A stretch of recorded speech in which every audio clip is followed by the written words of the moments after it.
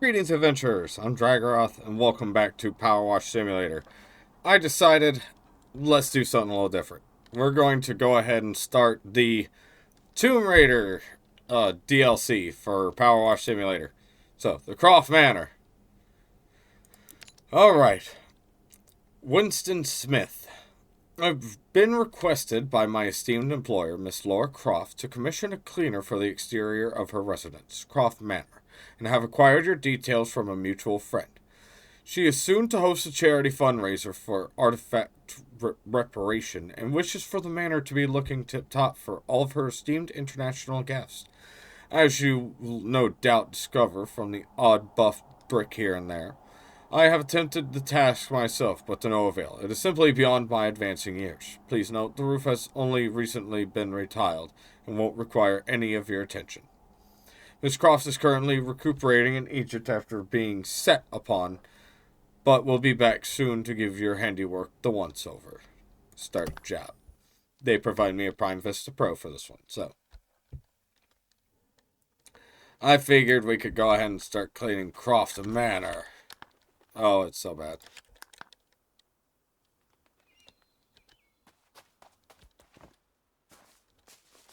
Okay. Well, this is Croft Manor. Everybody welcome. There is a round window somewhere. Found it. There's a round window somewhere out here, actually. Come on, I got it. Found it. Blam. Blam. Alright, because I could just pick up an entire scaffold and move it. Just like that. Just like that.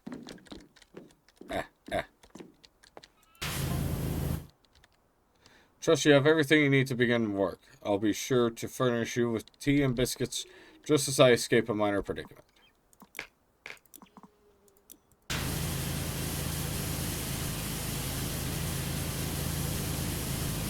Nothing to worry about, by the way.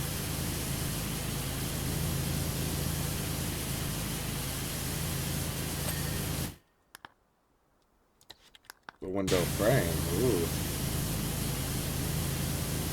Mr. Croft likes to set me these challenges from time to time. Otherwise, one can get rather dull. Okay. That's strange.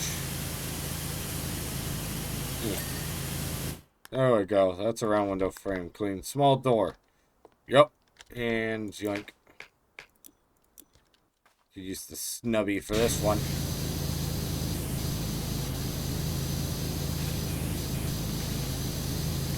Yeah, check this out. I'll do it for Laura Croft because she's so cool.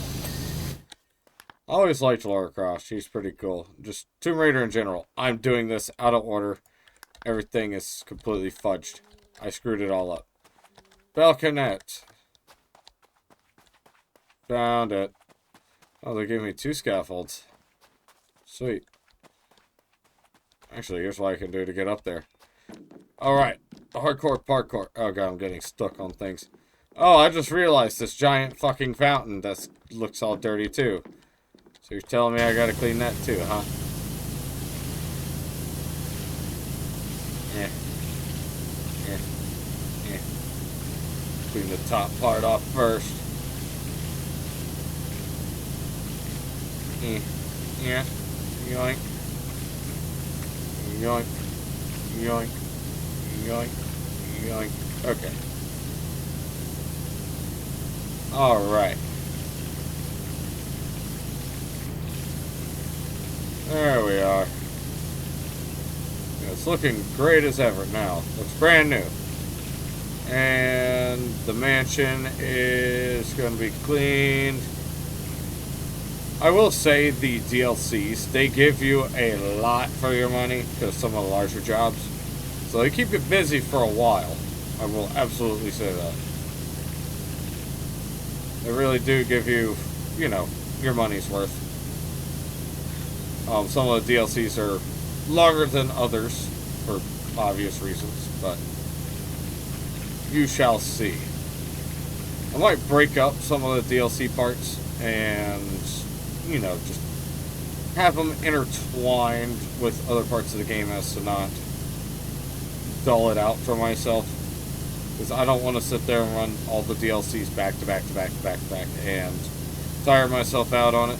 So I may be doing them intertwined with other jobs and whatnot. So please do forgive me for mixing things up a bit. And yes, I will be posting all the jobs in the order that I do complete them. So be prepared for that.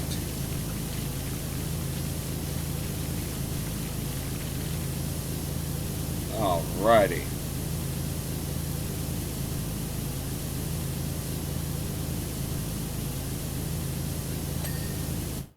Yeah, the balconette is done. Battlements. Battlements.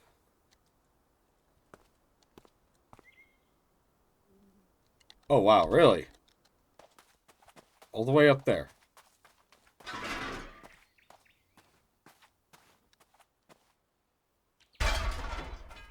Okay. That's what the extension's for.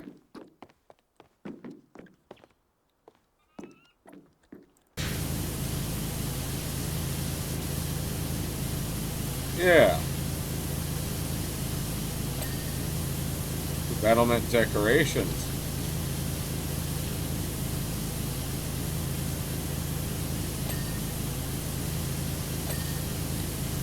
I didn't know that was called battlements.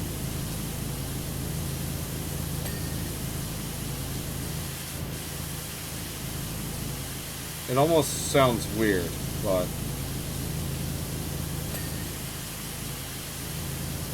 yeah, we're cleaning it nonetheless. Might have to scoot this over. No fall damage in a game like this, thankfully. Scoot over a little bit and get back up there, and then bam. I'm gonna fix this up for Laura so she can host her thingamajig that she's hosting. She can host that doober dabber that she wants to host. So good for Laura. It's gonna be great. I better get an invitation. We're dealing with this.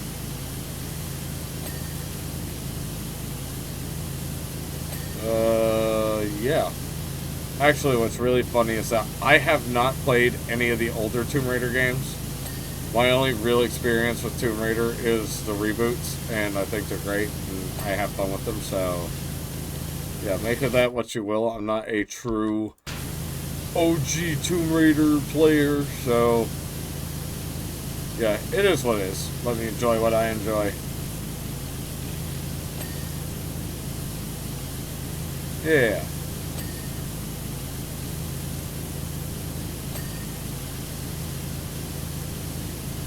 So many battlements. See, they do apparently have some weird names for certain things here in the game. So, and that's fine.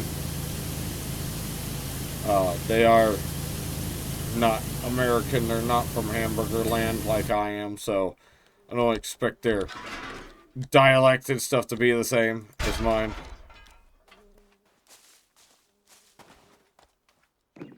Yeah, I just called America Hamburger Land. Take that in for a second. This is going to be one of those jobs that's going to take me forever. I already know. Go ahead and get all the little decorations out of the way too while I'm up here. Yeah.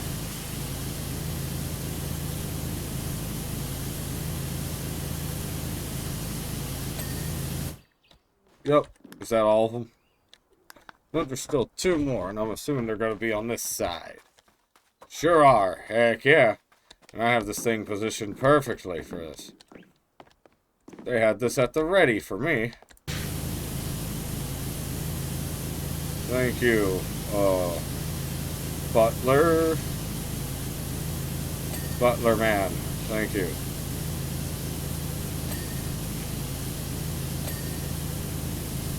Alright.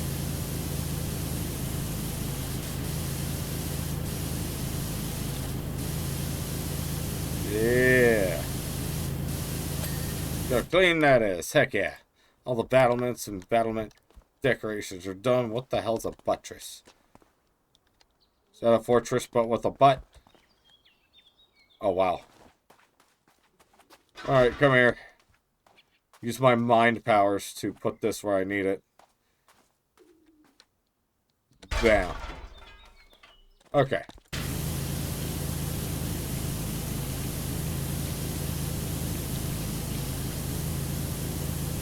Yeah.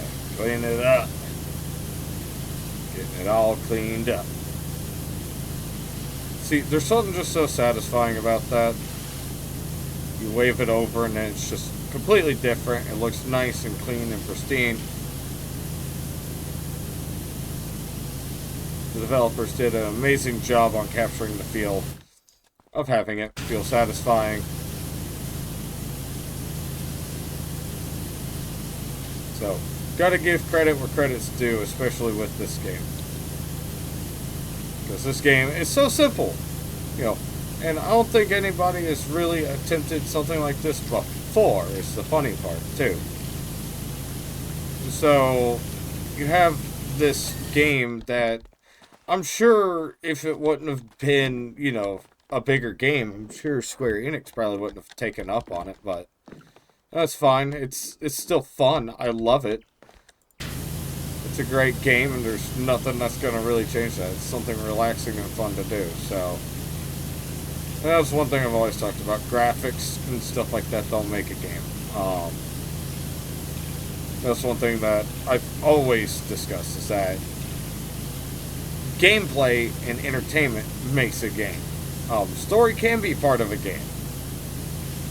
So it just kind of depends on what you're looking for. You have things like walking simulators. You have things that are, you know, you have your Call of Duty every other year. That feels like that's literally the same game to me, but it might not be the same for someone else, you know. Everybody has their own taste when it comes to what's entertaining. Everybody has their own taste when it comes to video games, and that's fine. Everybody has that right. But what's tasteful to me might not be tasteful to somebody else. For example, here and again, I don't mind booting up a walking sim, giving it a try. You know, something like that. That would be... There's nothing wrong with that. I don't see a problem with doing so. There are some people that might go, oh, those games are pretentious and suck. And that's fine. You have a right to feel that way about it. But that's not going to stop me from... Oh, God. Oh, my God. No. No, no, no, no, no, no. I can't pick it up.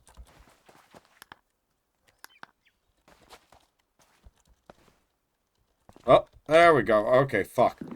I was about to say, oh, God, game, really? Oh, I didn't realize that top part was part of it, too.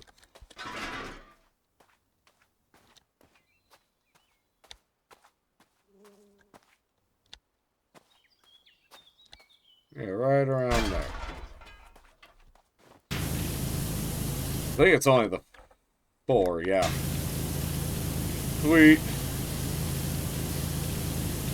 But yeah, just because I find something entertaining or fun does not mean everybody else has to. Everyone has a right to that, you know, to their tastes, to their opinions.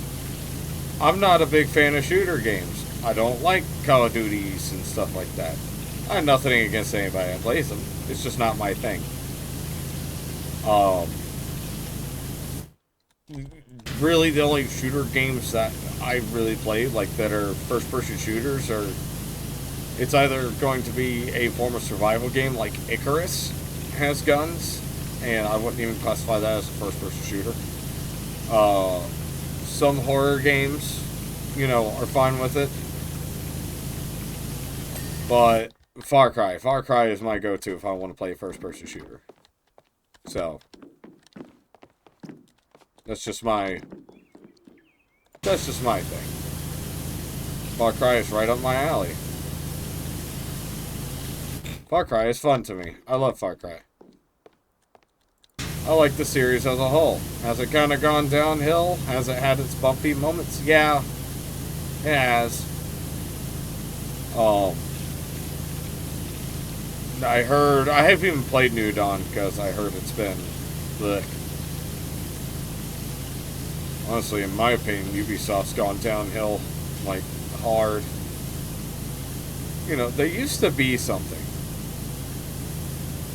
They used to. And the sad part is that sometimes they end up just kind of getting rid of games.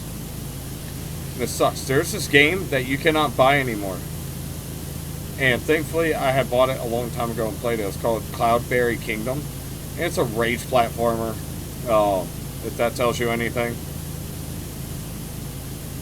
But it sucks because you can't get that game anymore. It's gone. It's lost. The only way to get it is to, like, pirate it. And it's been removed off of all the storefronts and stuff. Unless you bought it before, then you're not going to play it. It's just, it is what it is. And it sucks. Because who even knows why they removed it? Who knows? And yeah, it just sucks that that happened. Like, jeez.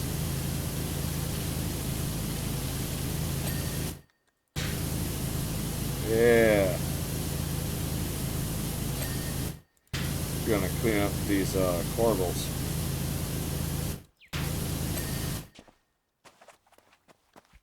I'm a corbel cleaner.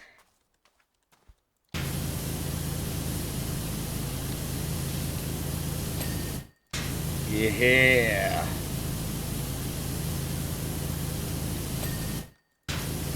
Yep, I'm just going at it now. I'm just cleaning the whole damn thing. This level, I can already tell, might take some time. It's going to be one of the ones that's going to be very time-consuming.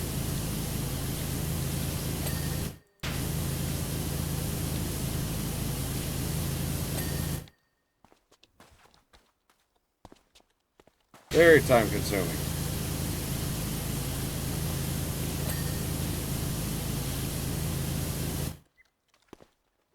Hooey.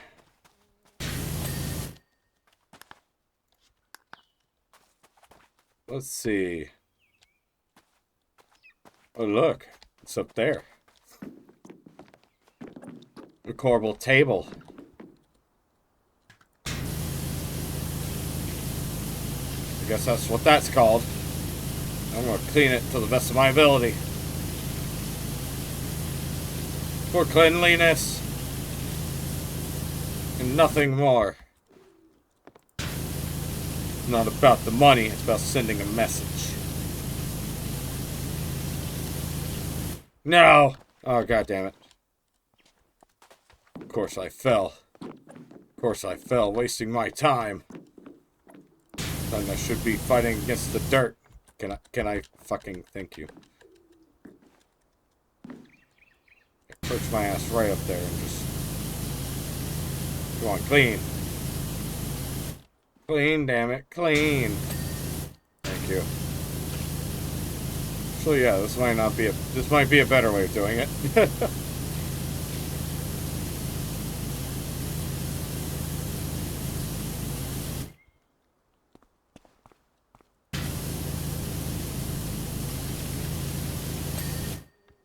Alright.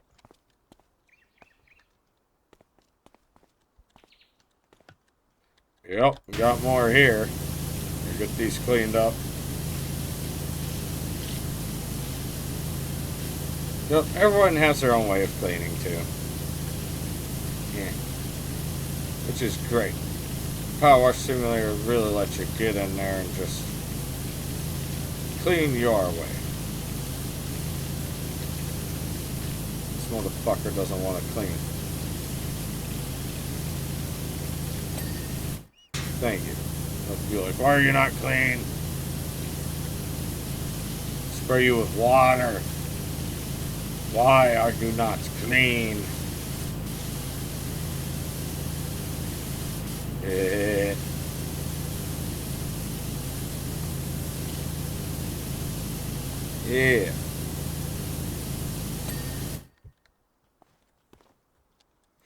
Oh, look for more. Yeah. Yeah, I'm cleaning.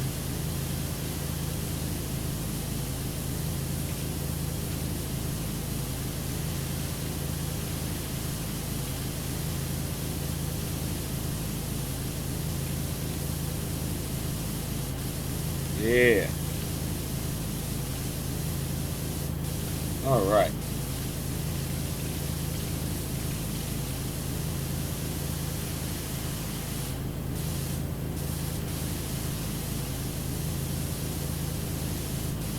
Oh, oh shit. About to say, I really don't have much to talk about, and then as soon as I go to talk, I fall. Maybe talking's not a good thing for this. Maybe I need max focus for cleaning. Yeah.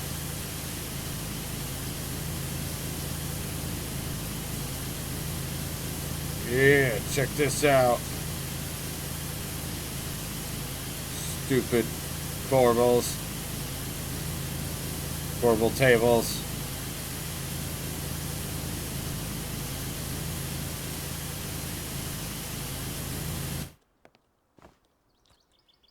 Yeah, epic platforming skills.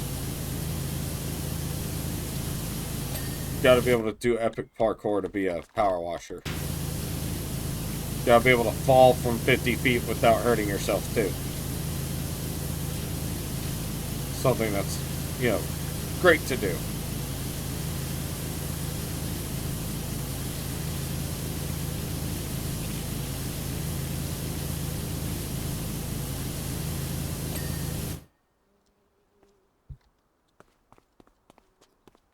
Alright. Whoop. Got these ones here. Gotta get these cleaned up, fixed up, ready to be clean.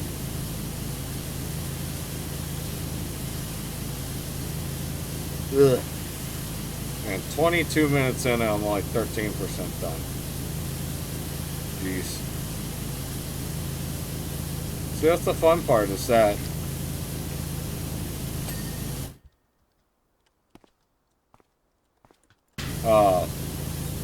you never know how long some of these are going to take.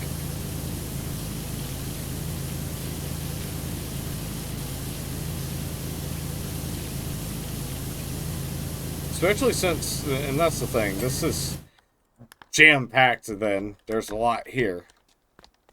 Decorative window, arches, oh. Okay, found it. Let me up. Let me, there you go. But there's a lot here. And this was a free expansion. The Tomb Raider expansion was absolutely free. I mean, free, nothing. Doesn't cost anything. You don't have to own the special edition.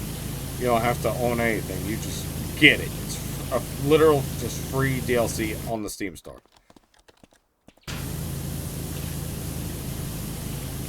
That is amazing.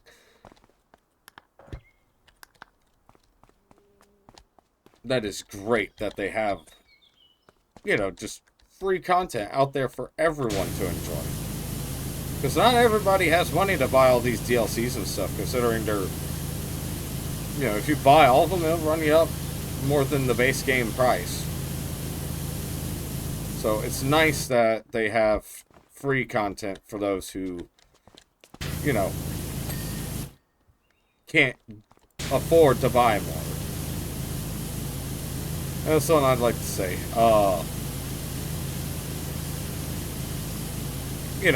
Games can be expensive. It's something that not everyone can afford. And that kind of sucks that not everybody can enjoy the, physically playing the game. But some people also, will go as far as to pirate games and stuff. And yeah, we're all guilty of that. All of us. Every single one of us have at one point gotten a game without paying for it. If you're a gamer, especially on PC, you've pirated something at some point, more than likely. Now, the funny part is that when I was younger, I would do that And yeah, it was not nice to do. But now I'm older, I'm like, yeah, I see where I came from, but I should still buy these games now because I want to support the developers. And there are games that I have bought that I haven't played, surely for the fact that because I was a kid, I pirated them, and as an adult, I felt bad and wanted to support the developers, so I went and bought it. That is sad but true. It's kind of funny. And yeah, I believe that, in all honesty, certain ways of getting games aren't exactly ethical either.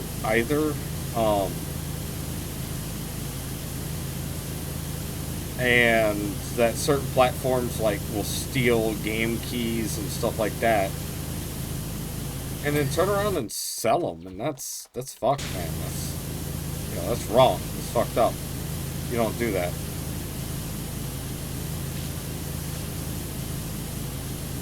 That's just, you don't do that to someone. You don't literally steal their profits by offering their product at a lower price, so to speak.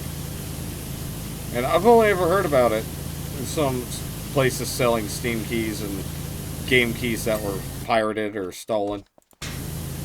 It's like, at that point, just steal the game, because at least nobody's making a profit as opposed to someone who's not the developer.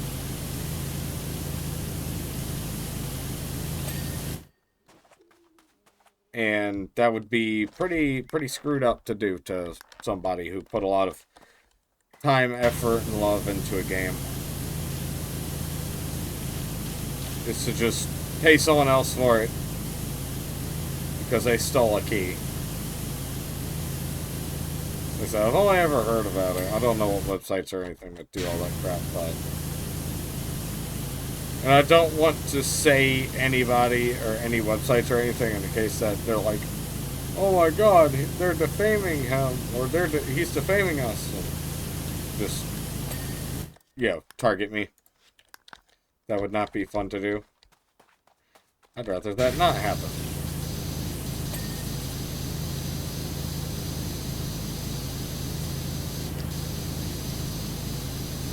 Yeah, it's gonna be a clean door.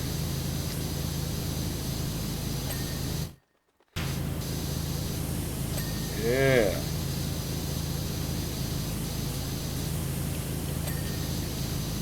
Clean hinge there.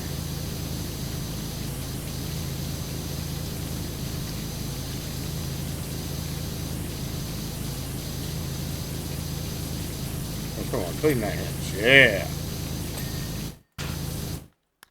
All that stuff is clean. Door handles. Oh, I didn't clean that door handle. Ah, I see.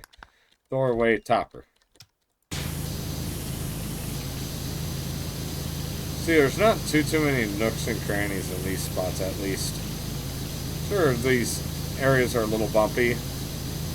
Little bits of dirt can get in there, but most of that can just kind of be ignored anyways, so...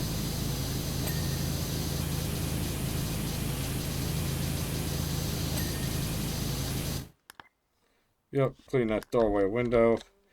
Entrance archway. Alright, this one's going to take a bit, but it'll be worth it.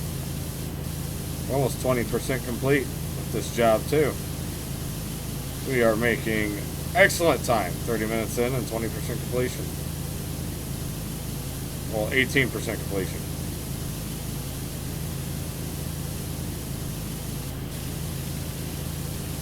Oh, yeah. And in my opinion, honestly, back to what I was saying, there's nothing wrong with enjoying a game from afar.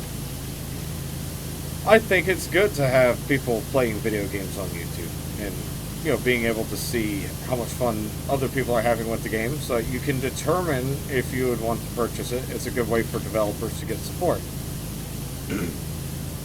Now, what I don't agree with is if somebody plays these games and goes, oh yeah, go here and get it for free, or, stuff like that. That's not right. That is not right.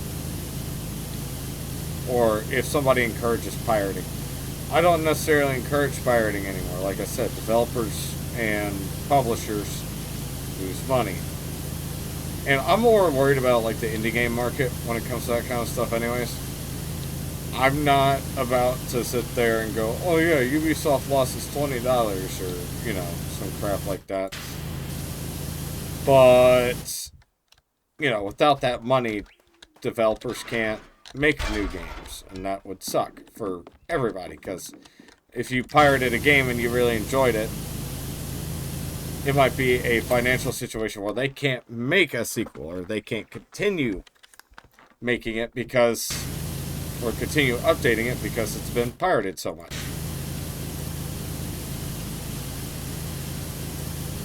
If you catch my drift.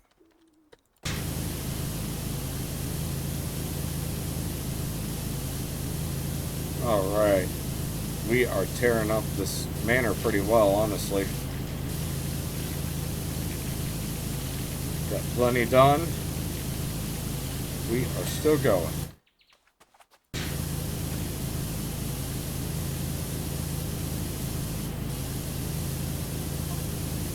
Also might be judicious to say a few pertinent points whilst you work.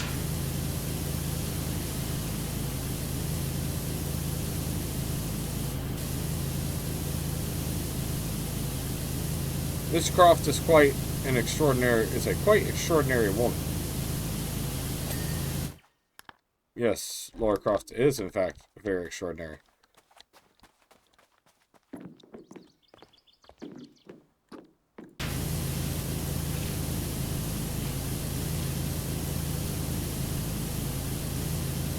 She demands exacting standards both from herself and others.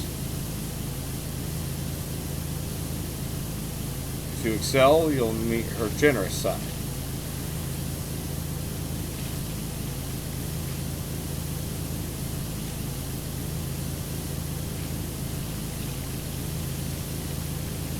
Not, well, Miss Craft has an extensive and colorful vocabulary. Yes, I know that.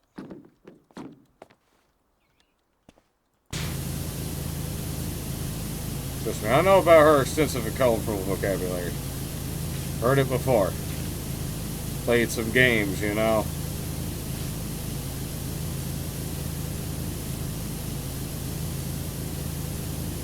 Don't we all have a colorful vocabulary? I can't talk anymore. I am losing my mind.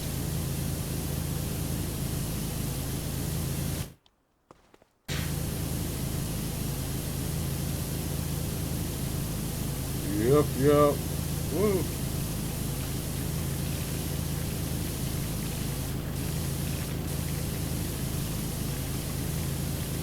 Alright.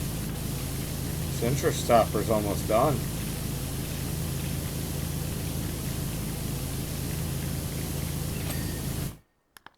What's next? The entrance wall.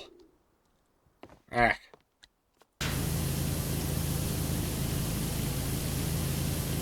Yeah. So there can't be much to the wall, huh?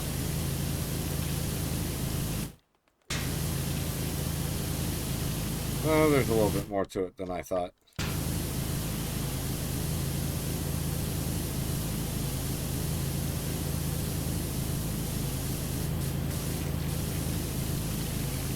Oh, yeah. Looks a good clean wall there. It's gonna be a clean manor before I know it. It's going to be amazing.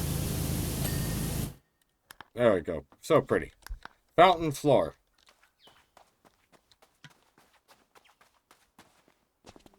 Alright. That's where I lose my mind, doesn't it? At least it's symmetrical. Honestly, yeah. I'll take this. It's symmetrical. I'll take it.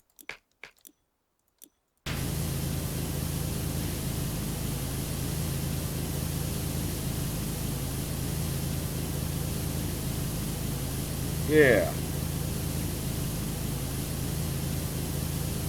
Oh, yeah.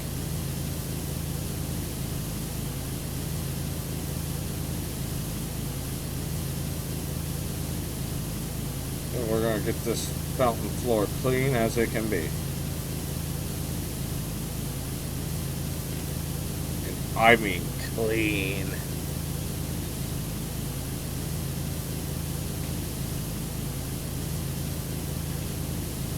I think it's quite funny how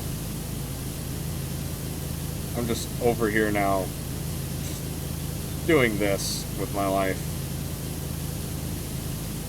instead of anything else that could be classified as possibly productive. I am playing the power washing game.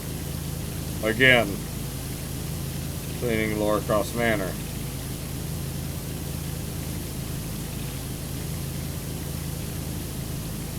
Because unfortunately, I'm just that good at power washing, I guess. That's what I like to believe. I like to believe I'm good at this.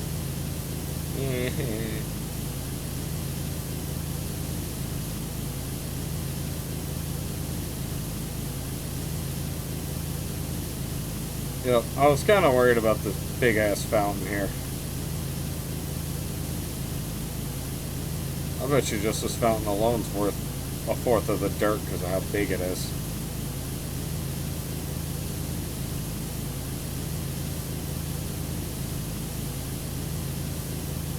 Yeah.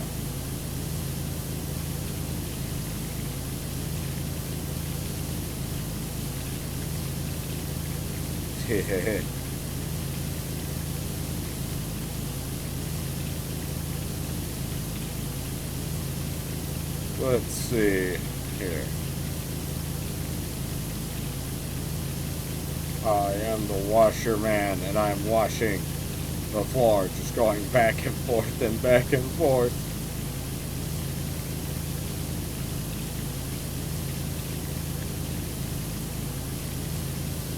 Yep.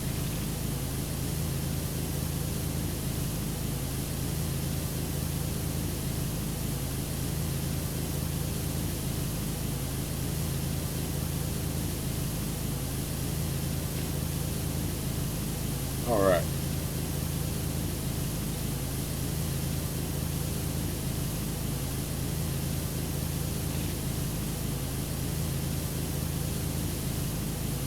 See, and after a long day of washing, I like to have ice cream. Unfortunately, I don't have any ice cream. Not here. I have no ice cream, and it sucks.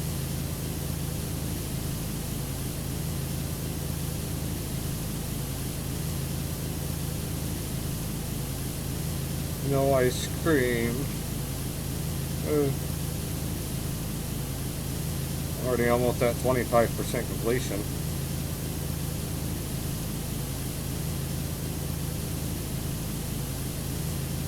It's bad because I'm almost getting dizzy from going back and forth at this point.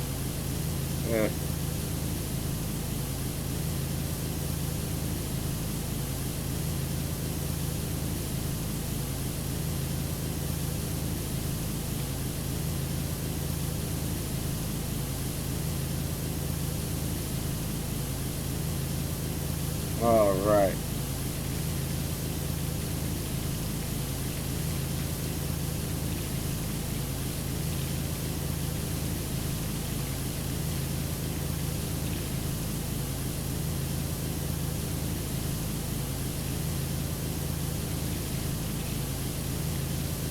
Almost there. There we go. Whew. A fourth of the way done with this job. Man. Whew.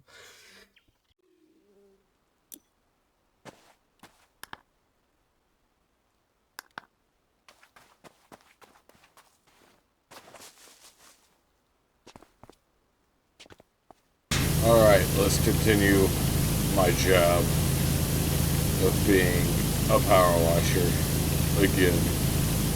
This is what I do with my life. This is all I do with my life now, I guess. Power wash things, play Dragon Ball Z games, and work a poo-poo job. Yeah, it could be worse. Could be a lot worse.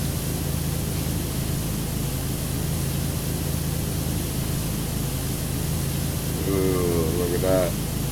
Oh, yeah. good cleaning. Some good power washing. Yeah. So how cool I cleaned that. Clean it real good. Yeah.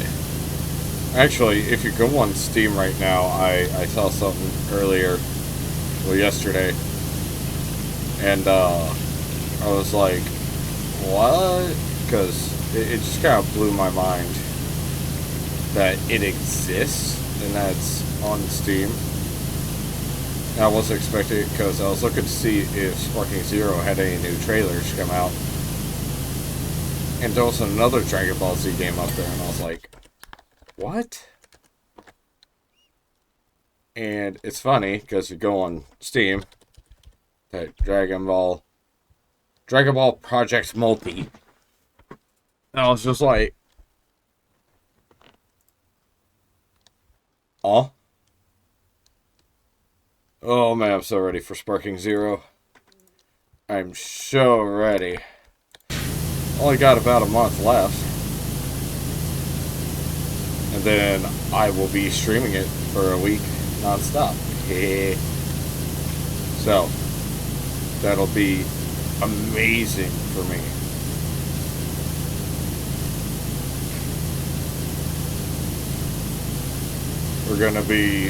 I'm gonna really be going at that game non-stop. It's going to be great.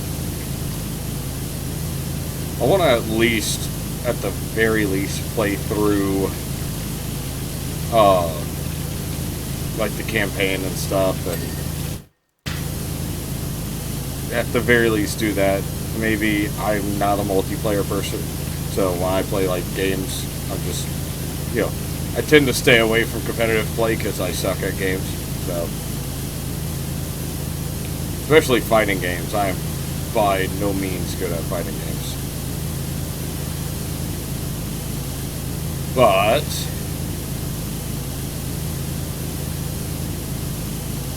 I have a ways to go with it, so I have quite the ways to go with it. Yeah. Fountain lanterns. Oh. Let's say these are just made of stone. How's it a lantern? What the hell? What the hell? There's one of them. Yeah, and I've got plenty of time to record and have fun. Yeah. For today and tomorrow, at least, I think. I think it's more if I gotta do whatever I want before work. Yeah. And that's the scratch part. I wish I could do this more. Heck, if it were up to me, I'd spend a lot more time, working on YouTube than I would be, than I am now. So, if I could, I would. But I have matters that I have to do. I have bills to pay.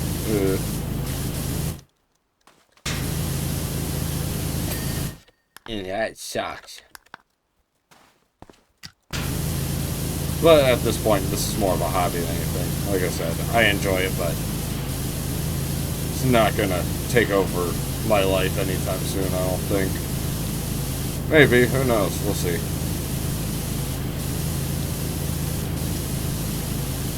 I might be the power washer guy on YouTube. Oh god.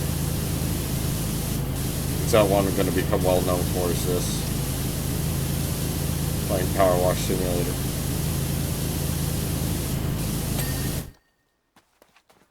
I'm that guy.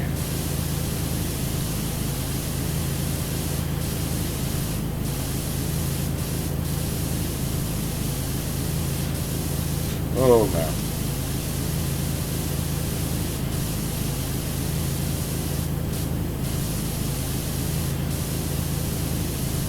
Well, the good news is that I'm guaranteed to have that time off for playing Dragon Ball Sparking Zero. Nothing's going to stop me. I think it's funny because working management's kind of poopy, but all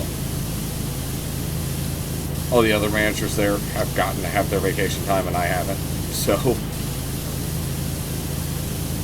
I finally get mine in a month. Like, I saved it for a special occasion to play a stupid video game. And if I have time before that, I will definitely be doing a lot of recording. And I plan on streaming at least once a week from here on too, hopefully. Hopefully that'll work out, because if I can start doing that, that would be great. That would be wonderful, actually. So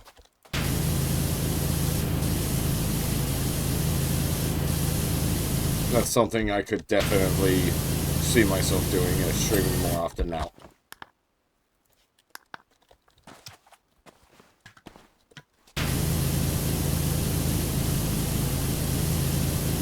So hopefully that goes well, and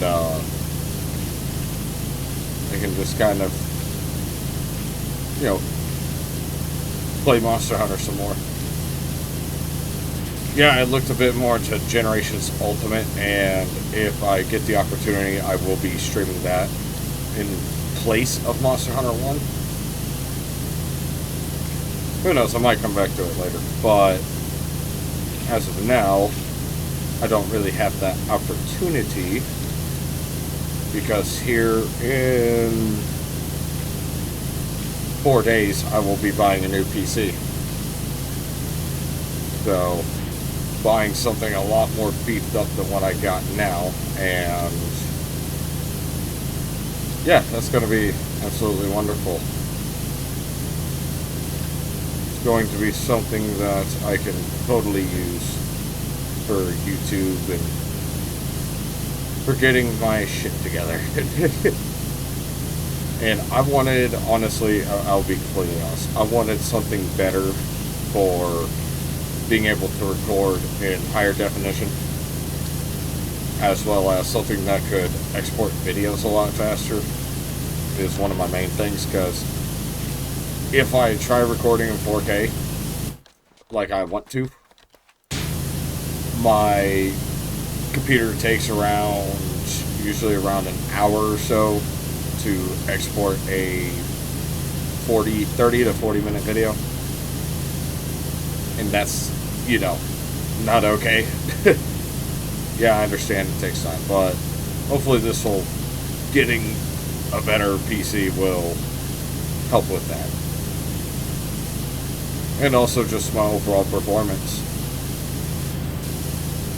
So, like I said, I've been saving up for quite some time now, and I think it is time I treat myself out with a new PC. This one I've had for about, well, I built this one, and I've had it for about, since 2018? No, 2019, yeah, it's about 5 years old now. Jeez. Computer I have is 5 years old. Goodness. Whew.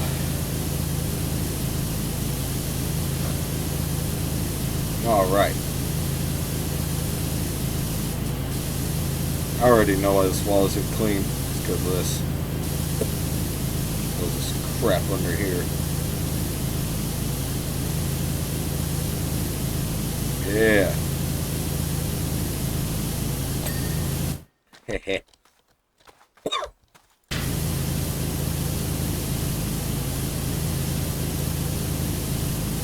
we go ahead and clean up under there first. Save a lot of walking.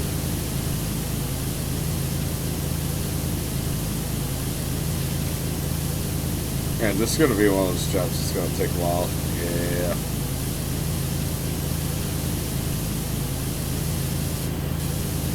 This is going to be one of those that's going to be like, oh my god. This is a lot of power washing. Tons of power washing. Never ends. Never stops. I will wash till the end of days.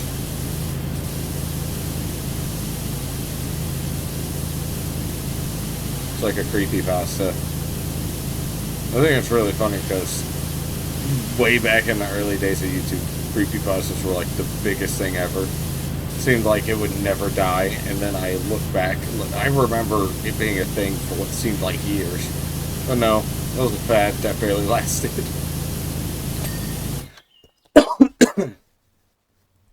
I think that's kind of funny. One of the other things I remember funny enough is back in the day, Slender Man. I remember when Slender first came out, and it seemed like a giant wait for Slender the Arrival to come out, and it really wasn't that long of a wait. Which is actually kind of funny.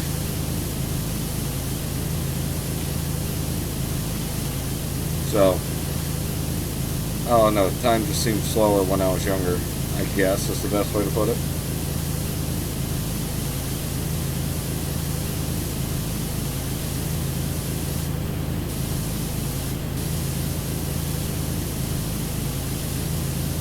Ooh.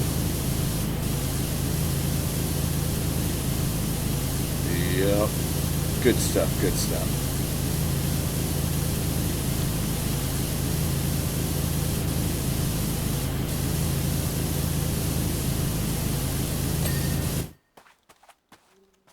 Alright. These walls at this rate aren't going to take long. Because, man, I'm already 35%, 34% done with this job.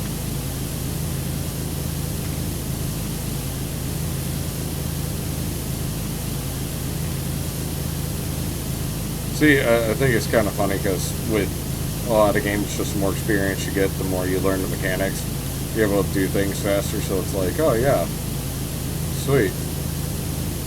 I can just continue washing as fast as I can. And it's actually getting clean. Okay. You learn how to get into all the nooks and crannies of every little thing that you clean. The Powerwash game changes you. Turns you into something that you never thought you would become. Then you look in the mirror and you go, who is this person? This is going to be fun to clean. This giant statue is going to be fun to clean, that's for sure.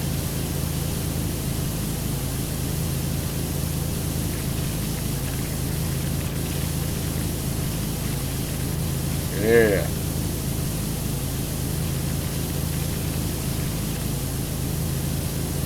Yeah. Look at all that washing.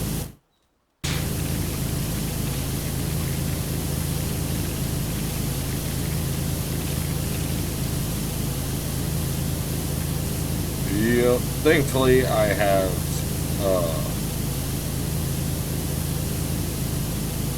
thankfully,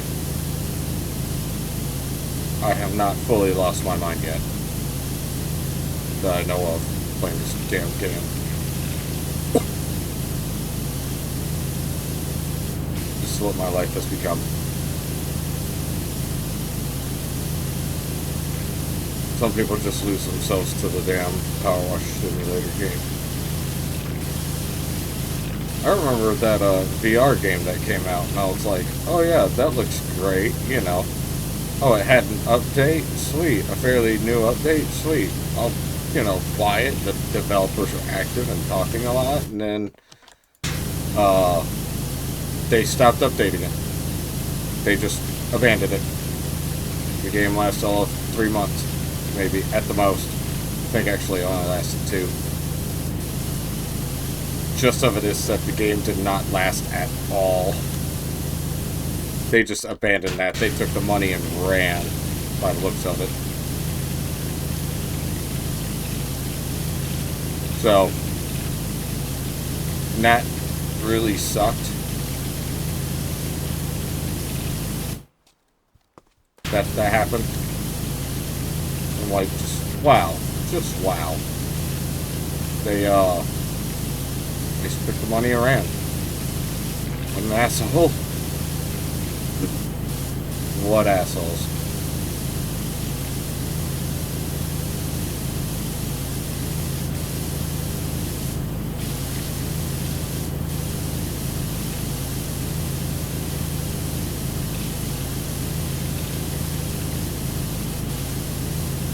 Alright.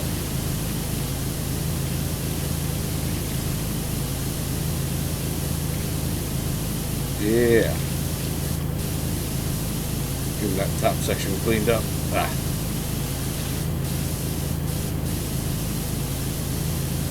Whoa, wait a minute. I could just... Well, damn.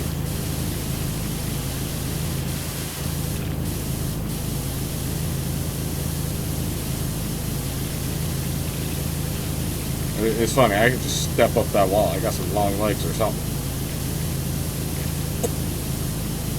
I think they put an invisible slope there.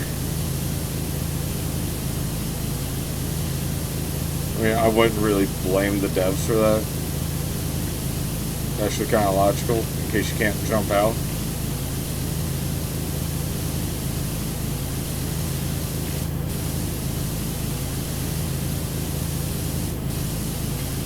Whew. Yeah, we'll say a lot of love is put into this game. And I'm glad it is. They don't slack off. And when they drop content, it's not rushed, it's not garbage. It's just, you know, actually fun. It's entertaining.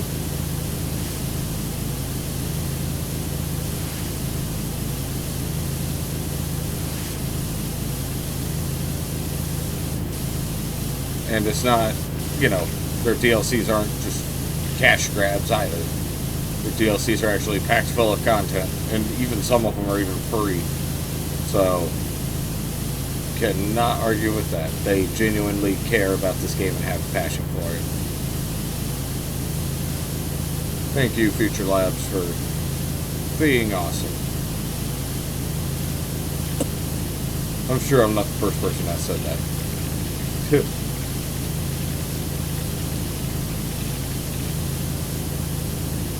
I only have one complaint, and that is I cannot use the DLC power washers or skins outside of the DLC.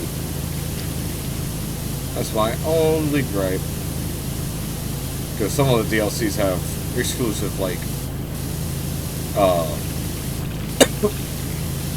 outfits and stuff to them, as well as power washers. I was like, it'd be cool if I could use those outside of the DLC. That'd be really fun. I would love that. That's really tough work. Sheer cleaning, isn't it?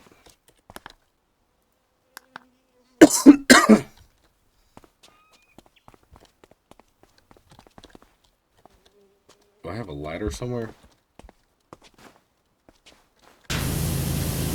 Well, I got through 4 flannels on 1 brick alone.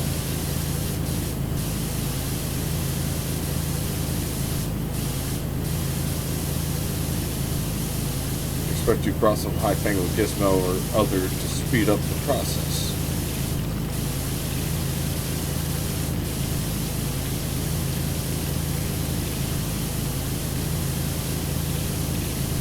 Yep.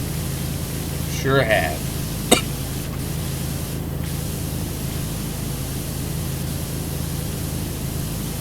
See, I think it's absolutely hilarious because there's the two just best game companies that I love to death are Capcom and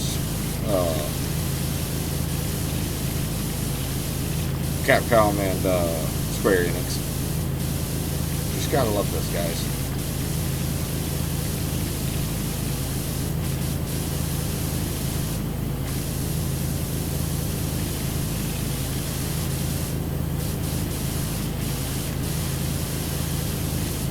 Ooh.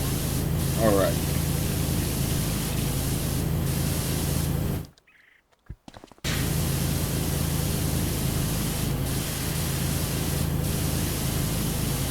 Just gotta make sure I get all that crap off of it.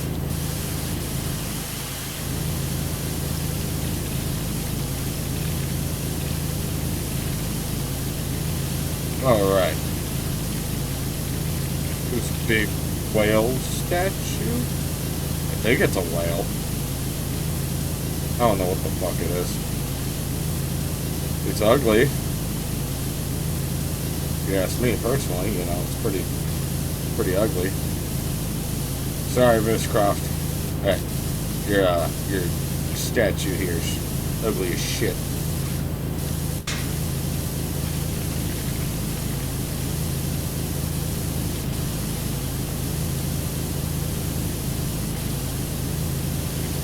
Alright, I'll clean it anyways, but it's just ugly. I just wanted to let you know that. What's that? It's from an ancient tomb of death and destruction, and those who insulted get their kidneys exploded out their asshole? Oh. It's still ugly.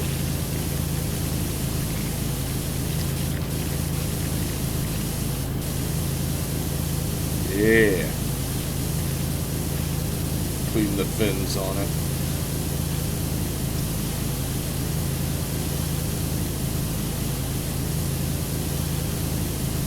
And make sure we get up in the... That's the problem, it's curved. So, you could miss a bunch in the crevice.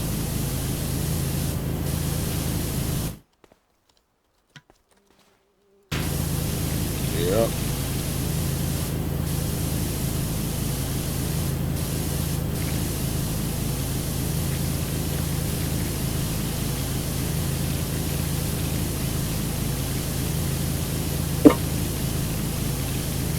I think this is supposed to be a whale. I think. Actually can't quite tell, though. I'm very, unsure.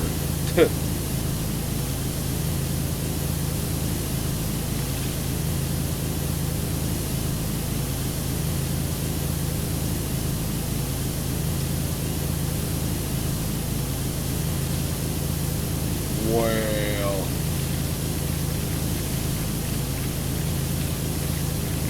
actually, one thing that is, there was a game that I was asked to play, and I might get to it eventually, but it's a RPG horror game called The Witch's House, and hopefully I'll get to it eventually. But as of now, I don't think that's going to be a thing that's going to happen soon. But I'll take a look into it. Another one I got recommended was Mermaid Swamp. And that one looked pretty cool, so I might give that a try later.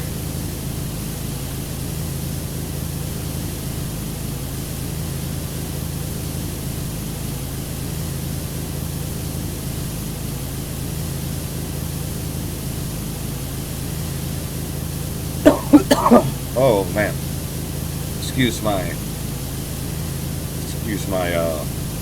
chest congestion. Yeah.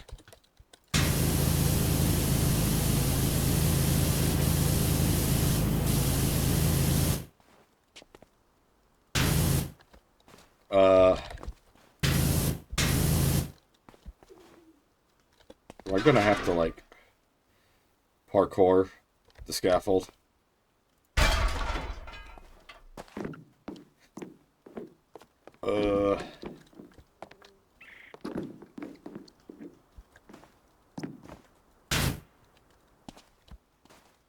Is there a ladder? I don't think there's a ladder. That's a problem. Oh god. Hopefully I think I'll be able to reach it with the extra long extension.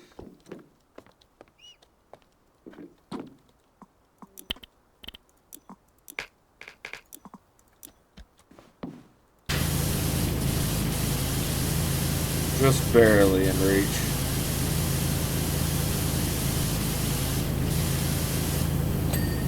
Yeah. Had to get creative with that one.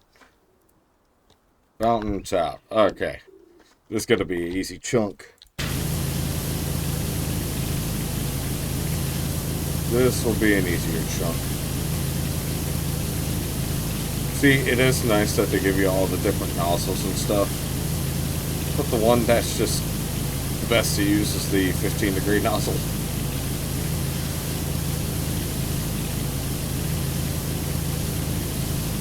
There are some parts later on where you are going to need to use like the turbo nozzle and stuff because of rust.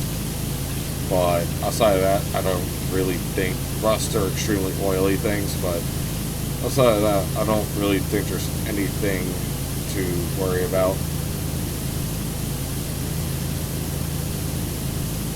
They need to give us some more power washers to play with. There's one thing that is lacking is that there's still only 4 different power washers in a game called Powerwash Simulator. I mean, yeah.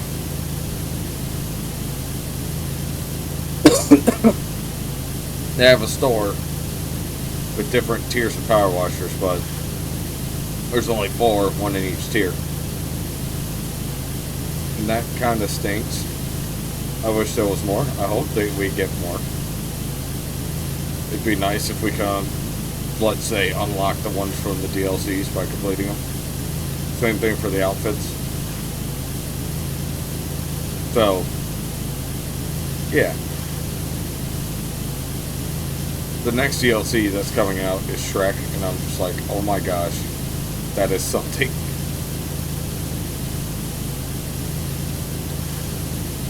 I mean, it'd be fun. Don't get me wrong, it'd be entertaining. But I'm not sure how to feel about cleaning up after Shrek. We'll all be ogre.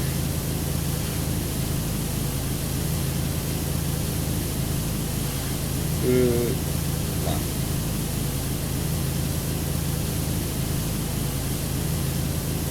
And speaking of content, you know, going to shit. Oh my god, I feel bad for... It kind of stinks because JoJo's Bizarre Adventures All-Star Battle was, you know, I liked it. It was fun. It was entertaining. But they kind of shit out on content, and that stinks a lot. It's like, man, I expected more, honestly, considering how expensive everything is. You know, I expected more than what we got when it came to content and DLC. It is nice that we got some free characters. I think, what, 2 or 3. But also expected more when it came to, you know, just paid content in general. You know, more stages, more stuff for the All-Star Battle mode. That would have been nice. And that's one thing that I would love for Dragon Ball Z Kakarot is, oh yeah, you know, have a few extra DLC campaigns, you know, because we're going to have 8 different story modes. So, which is great. You know, 1 for Goku, 1 for Vegeta, more than likely 1 for Gohan, possibly 1 for Krillin even, maybe. I'm not sure what other characters they're playing, but it's supposed to take you through Z and Super. So, that's great and all, but if, you know, add a campaign with a DLC here and again, that would be the tits. I would totally buy more to have more story mode stuff.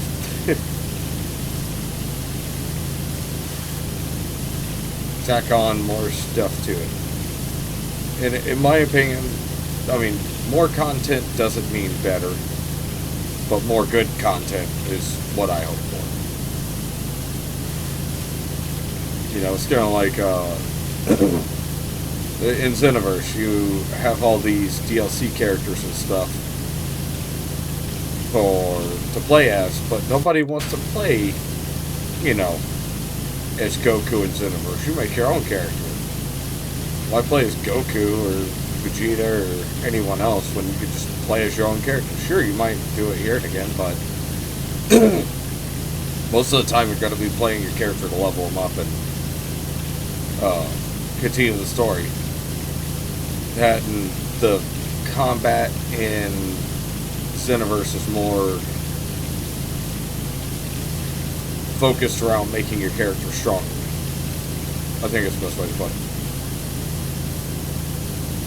And without that, then there's no sense of progression. Because all your stats are predetermined at that point, playing with pre-made characters. You get what I'm saying? I'm trying to describe this. I don't think I'm doing a good job at it.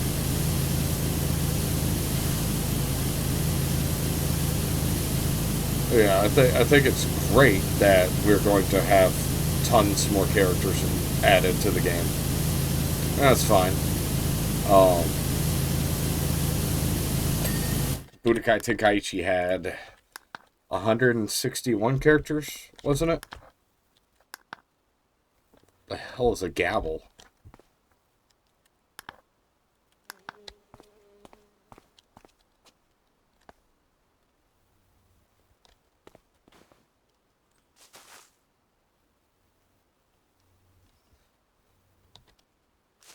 Trying to look for it.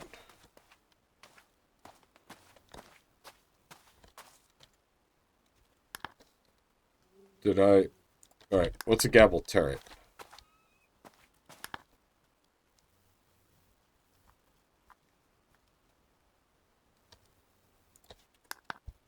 Gavel. What the hell is a gavel?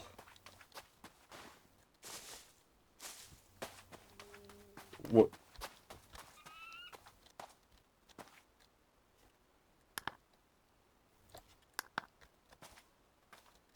Ah, there we are. Hiding from me, huh?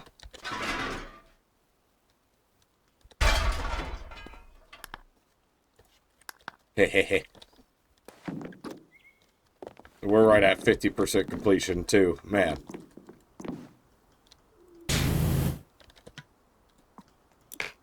We are right at 50% completion.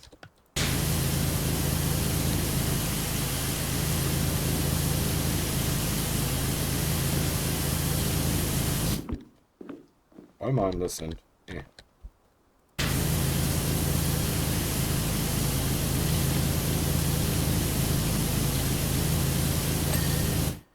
Yep.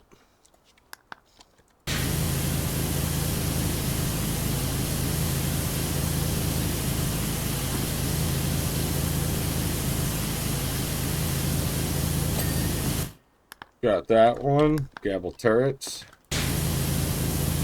Well, I'm gonna have to move around a bit here to get these. That's fine. I'll clean the fronts off first. First and foremost, clean off the fronts.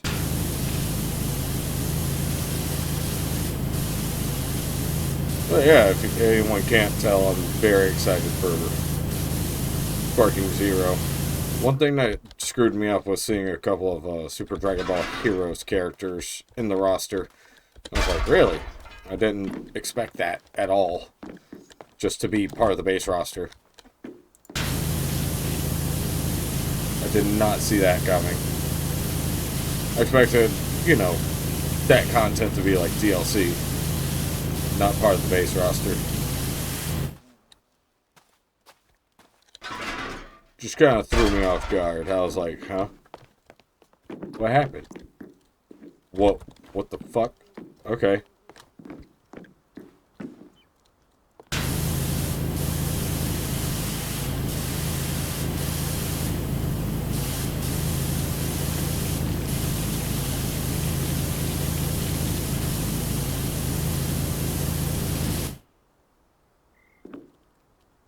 Come on, jump.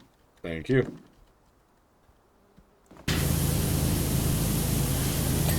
There we go. Holy crap. That one didn't want to clean.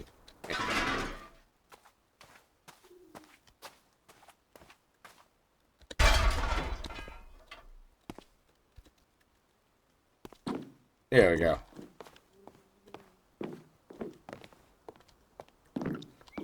Alright.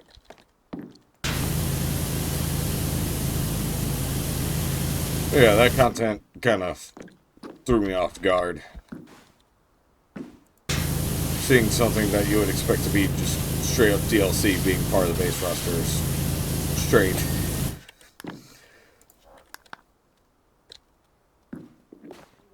Actually, here, I could fall from 100 feet and hit.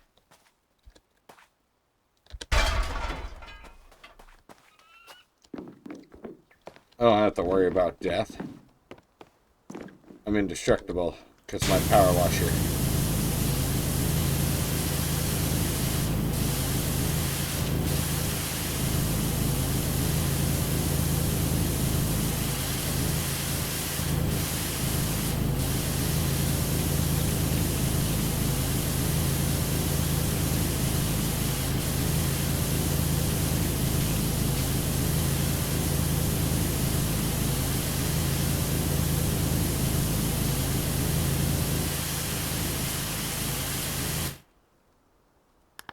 Wrong button.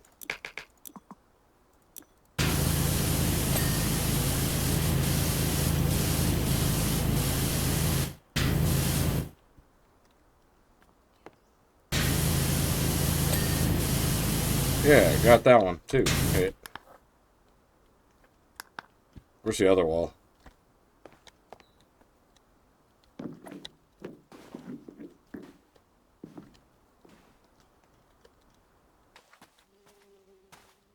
Oh, wow. There's another one.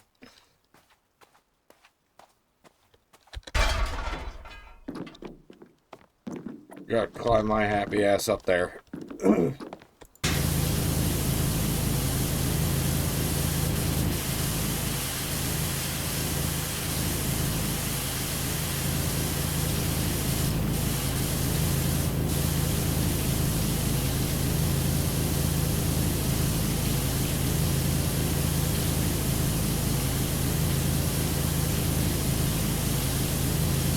And it's crazy how dirty this place is. Like, what the fuck happened?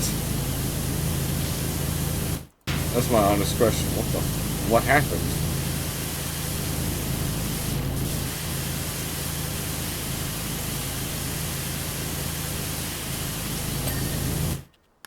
What happened to this place?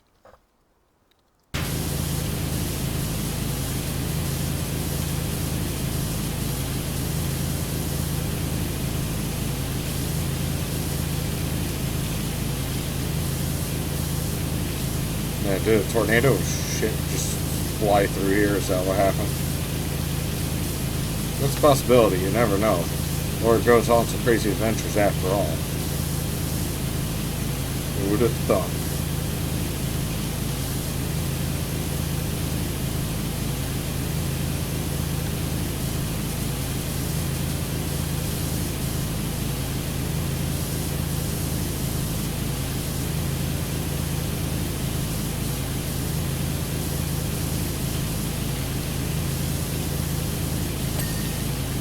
Yeah.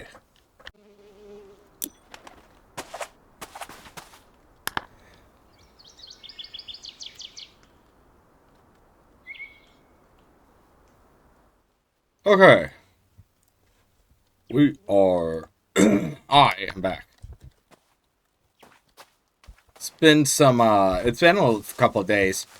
Now, I've been getting things sorted out. So, the last session of this that I recorded was like, 4 days ago-ish. I gave in. And I bought, I bought the PC. And it is currently on the way, and I am excited. By the time everyone's seeing this, I will have already had it, and more than likely have everything set up, ready to go, to proceed to get better stuff for my Pewtron. So, to make my Pewtron better. So I've been making sure all my stuff's backed up, ready to go.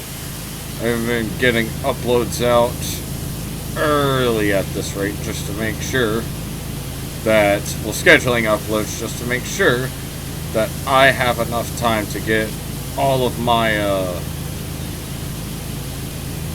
recording software, Steam, make sure I have everything at the ready for when this PC comes in. Because last thing I want is to buy it and then go, or for it to come in. It takes me a while to set it up. And then I'm late on uploads, amongst other things. So I am being very careful with my. I didn't move. I'm being very, very careful with my with how I'm going to be taking care of this. So, because I don't want to, I do not want to have a lack of content for the time that okay, for the time that I will be working on getting everything set up on that new PC. So, some of the specs, I went with a Ryzen 9 processor. It's a Windows 11 PC. It's got a 4090. It's going to, I actually went ahead and had them install 2 extra fans into it. Yeah, I am beefing the crap out of this. It's going to have 128 gigs of RAM. It's going to be a all-around amazing computer. And I am so ready for it. I am so dang ready for it. Because I've been saving up since December. I'm saving up for almost a year to buy this thing. Jeez. Goodness. Because it is currently September. I've been saving since December. And it's crazy to finally think, oh yeah, we're getting this awesome Computron I've been wanting.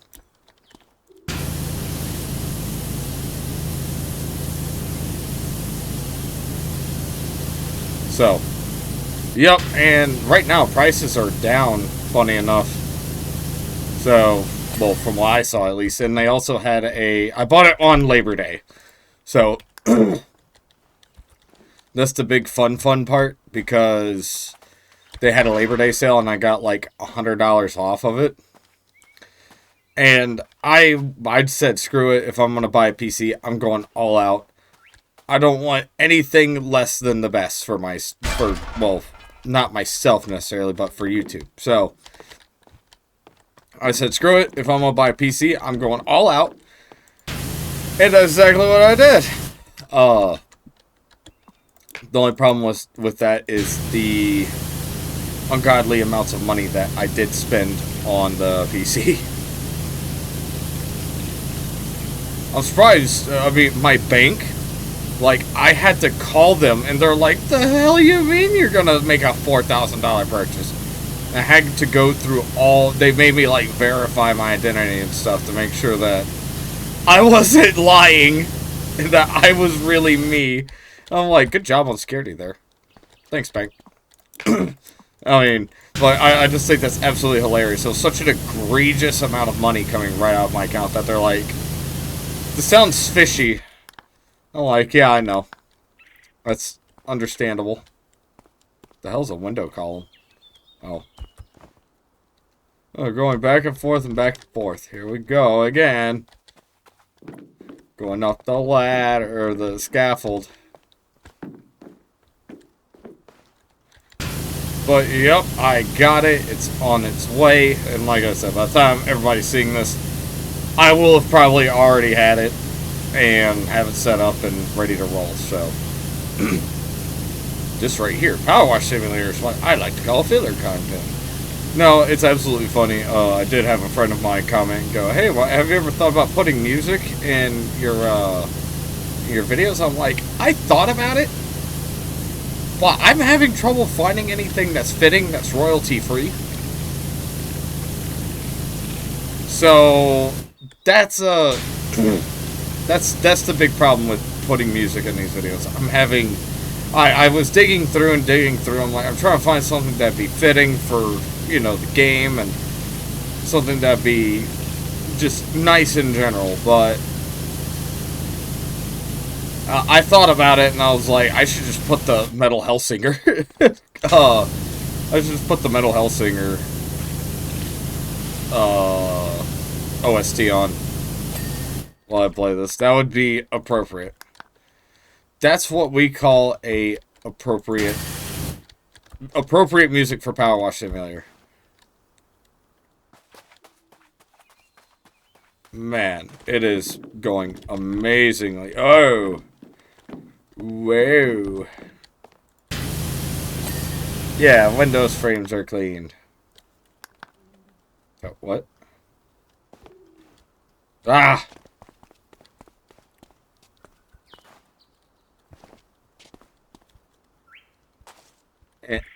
No. There we are. Gotta make sure I get this roof cleaned up, ready to go for Laura. Because Laura's gonna give me a special reward. It's money. It's nothing else. I'm not implying anything's gonna happen. I just want to see the T-Rex. Honestly, I just want to see the T-Rex. Yeah, I know there's a T-Rex in here. Just be like, yeah, you can't hold out on me anymore, Miss Croft. I know you got a taxidermy T-Rex in this bitch. Like, I want to see it. Can I please see it?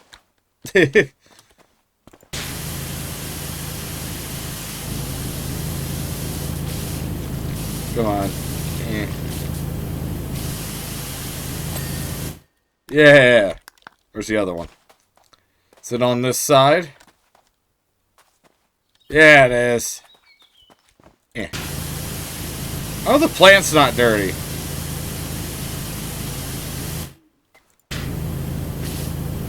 Like, how'd this happen to your manor anyways, Mrs. Croft? That's my question. What the hell did you do? Because this is insane. This is like years of buildup.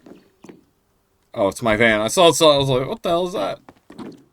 It's my van. My van scared me. Yeah. Alright, Miss Croft. See, this is all going to be clean.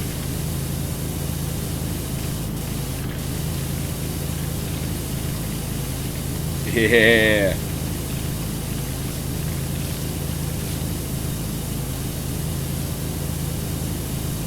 Oh man, I am so ready. Also, just yesterday, as of the time of recording, they released the Boo Arc trailer for Sparking Zero, and yeah, I was pretty accurate on my guesses as to who's going to be in there.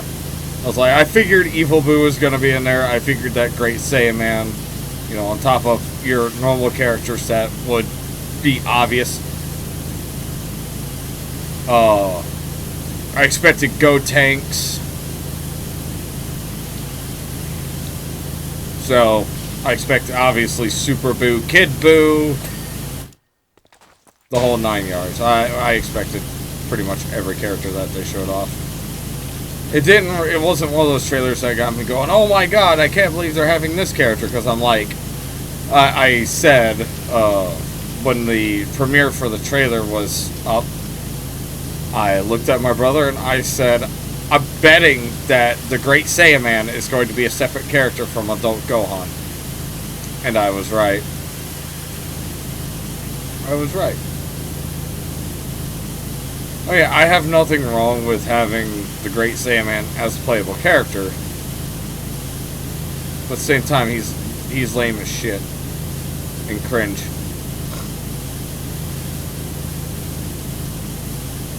Sorry, Gohan. I love you, man. You're one of my favorite Dragon Ball characters, but... Really? Really? Is that the best you can come up with? Let's just be completely honest here. Oh, wait. Oh, I trust Winston has extracted himself from the freezer in time to make you tea. Oh my god, they keep referencing that in different Tomb Raider games. There are two things that always find their way out. The truth and Winston.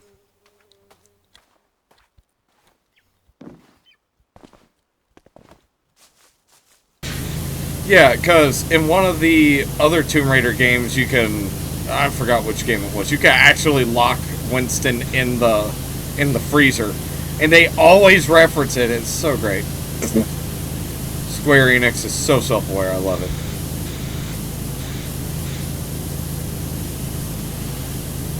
Yup. Actually, I thought about playing some of the old Tomb Raider games. I saw that they had the remasters of like the original Tomb Raider games. I was like, maybe I'll look into that. Maybe I'll do it for YouTube. I don't know. If you're interested in that, let me know. I'm still currently recording Shadow of the Tomb Raider, and that one I've been having a lot of fun with. So I'm kind of taking a break off of it. I've been slacking off on playing that, funny enough, recently. Well, I need to get back into it once I get this PC up and running. Now, the good part about this PC, I'm looking at getting a 4K monitor, so I can have 4K resolution, and I'm looking at the possibility of being able to record in 4K. So that would be great for everybody. I think that would be wonderful. I'm sure people would appreciate that to an extent.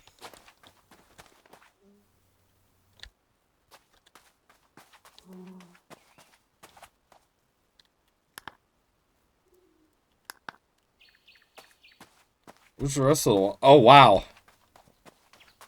Hiding them from me, huh? I was about to say, where's the other 2 walls? Jeez. Hiding them. Hiding them.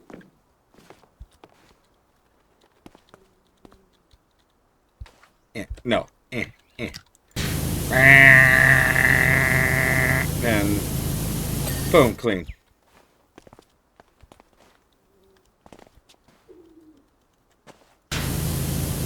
Yep, we are power washing to my heart's content at this rate.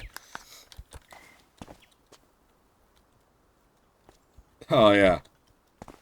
Yep. But, yep, I am very, very excited for this PC. I'm just ready for it, honestly. It's a great thing. It is a very big deal to me because I'll be able to not only have something a little more powerful, but I'll be able to use it properly. I'll be able to make the most of it and actually use all the power that it's going to have for recording and streaming, which is great. One thing, if it wasn't for the fact that I was sitting here doing this YouTube stuff, I probably wouldn't be worried about getting a new PC. I probably wouldn't. If it wasn't for this, I probably wouldn't be getting it, because that's the main reason why I'm getting it, is to just do better with what I enjoy. Now, it doesn't mean that I'm going to be like a master editor or anything like that overnight. It does not mean that my content quality is going to increase. It does not mean I'm going to be producing more videos, necessarily. But it does mean that I'll be able to just have higher quality, you know, and be able to do new things. One thing that I've been wanting to do for a long time now was Resident Evil 8 VR. My computer, my current PC, cannot handle it. And I mean cannot. Like, even at the lowest settings, this day my PC would start to make noises and you could hear it speeding up. It's like, oh my god. And even then, I was still breaking absolute garbage frame rate. Like, I mean, legitimately, running a VR game on about 10 frames a second is nauseating.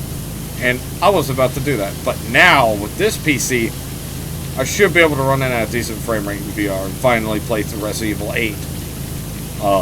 In preparation, I even went ahead and played through 7 again. And did some of the things I didn't do on camera, funny enough. I beat the game on Madhouse difficulty recently. And holy crap. And yeah, I do enjoy gaming outside of making videos, so that's one thing I think everyone should keep in mind, is that I don't just game to make videos. I do it because I enjoy it. Just making videos of it's a hobby, and it's fun. Oh, it's a tower wall. Well, I guess we're going down. Yeah. Yeah. Clean this bitch. Is that what, like, the PetSmart people do when they get, you know, they gotta give the dog a bath? Clean this bitch!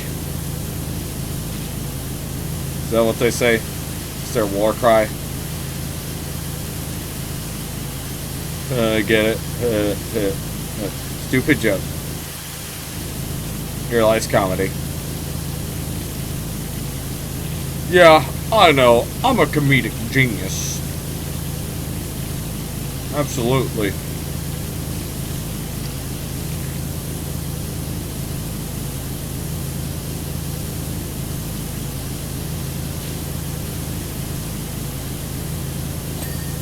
Yeah, that's a clean wall. How many more walls do I got? I got tons. I have tons of walls.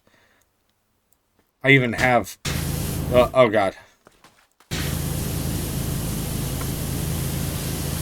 I even have just tons of crap to do in this game in general. Yeah. Yeah, it still kind of screws me up with this game that this DLC is free.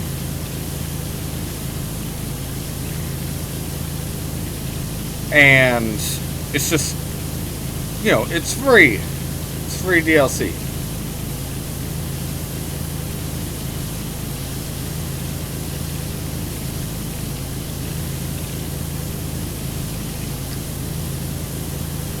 So, there's a good chunk of content here for free DLC.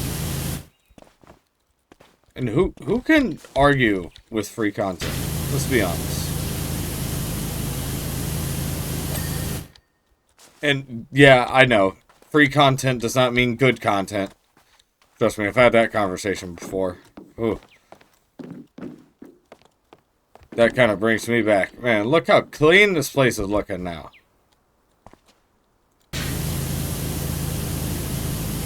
Miss Laura, I got a cleaning. I'm getting it done. Let's see, where's Winston with my damn tea?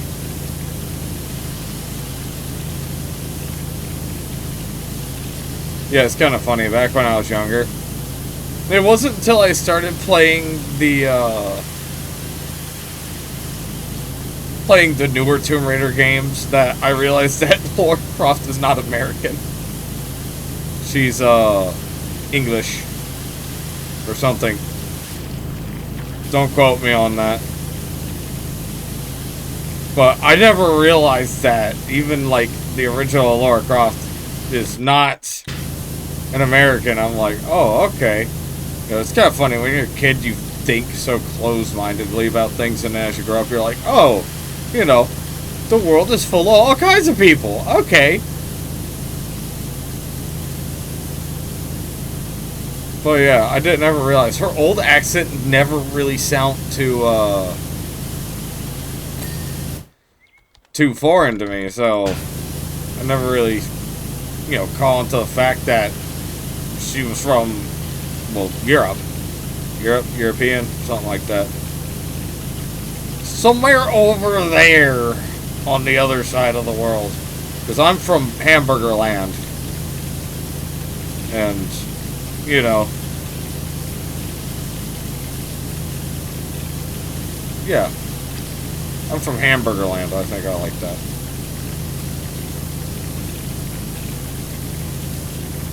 So, and over here we got hamburgers and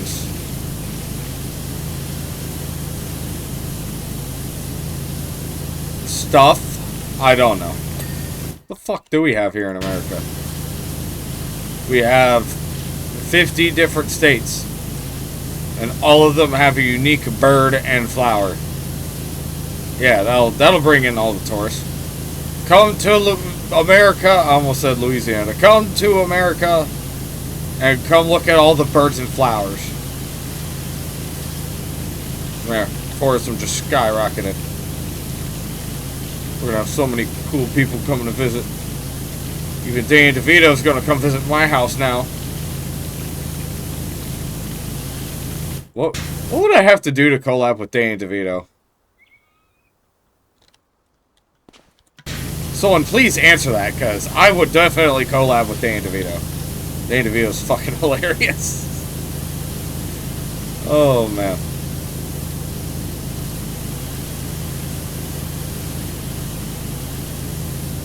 I think it's absolutely hilarious.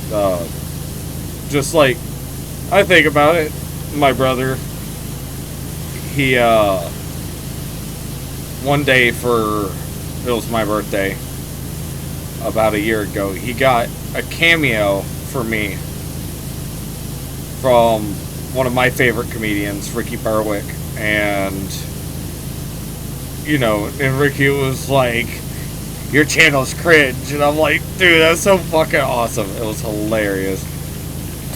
And that actually was one of the best gifts my brother's ever gotten me, and it's really funny because Ricky, he did, he was like, keep up the good work with YouTube and stuff, and I was like, it just touched my heart. And like I said, I don't do this for, anything else other than enjoyment, and if Ricky Berwick ever sees this for some reason, thank you for being here. And the second thing is that, thank you for your kind words, because they touched my heart and gave me at the time I was kind of burning out on it. I was having just a poo-poo issue with YouTube where I was like, because nothing was changing. I was just doing the same thing every day, and yeah, it helped rejuvenate me and kind of open my eyes a little bit that I shouldn't do it for just straight up money or anything like that. I should be doing it because it's fun. Why do something if you don't enjoy it? It's kind of like my job. I had a customer one time look at one of my employees and say, you don't look like you want to be here. And it's like, no, not necessarily, but it's like, if someone's having a bad day, don't act like an asshole, in other words. But still, someone said that to one of my employees, and I was like, that's just wrong, He told me about it, and I'm like, well, look, just ignore her. She's not happy. That person was not happy with herself, so they go and try to make other people feel bad, so I'm not going to lie. There's been times where people have said such mean things to me, I've accidentally like snapped back at them and said something like really mean. And one instance of that, and I feel completely justified in what I said. And it was just an impulse thing. It was kind of mean, what I said. But at one of my previous jobs, working in customer service, I gotta put on a smile, be nice to everybody, ask how are you doing today, etc. All that good jazz. Well, these girls came in, and I was like, how are you guys doing today? How are y'all doing today? And, just small talk, basic questions. Enjoying the weather, etc. Then one of them goes, do you talk to all girls like this? And I was like, I'm sorry?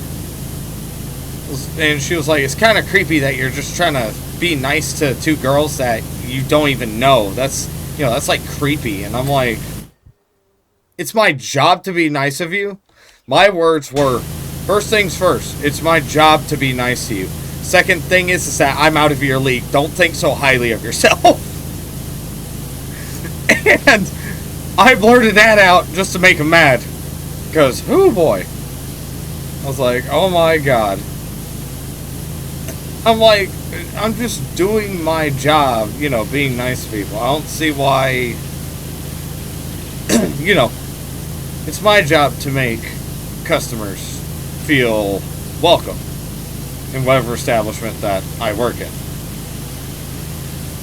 However, I don't see it as my job to hold my tongue either when somebody wants to be completely unbearable. I'm not gonna lie. And yeah, it's sad. Some people are so unhappy with themselves that they will just bully people for no reason. Just be complete assholes. So it's like, I can understand, you know, if you're with friends or something and y'all are making quips, jokes, etc. You know, me and my friends, we insult each other all the time. Like, Tyler's a stupid poopy doo-doo head. But that's different from acting like that to strangers. Some people think it's just okay to joke around like that to complete strangers too, which is honestly, I don't like it. It's like, eh. I've had people working in retail, I've had people say things to me that they're trying to be funny, and it's completely uncalled for or extremely inappropriate to be saying at all. And I'm like, oh my god, people, holy crap. Just, oh man. It's like, I don't know these people either. It's just, usually it's not regulars or anything like that. Usually it's just someone that I've seen only once. And oh boy. Man. I am so glad that I'm just, yeah, and people say unhinged crap sometimes.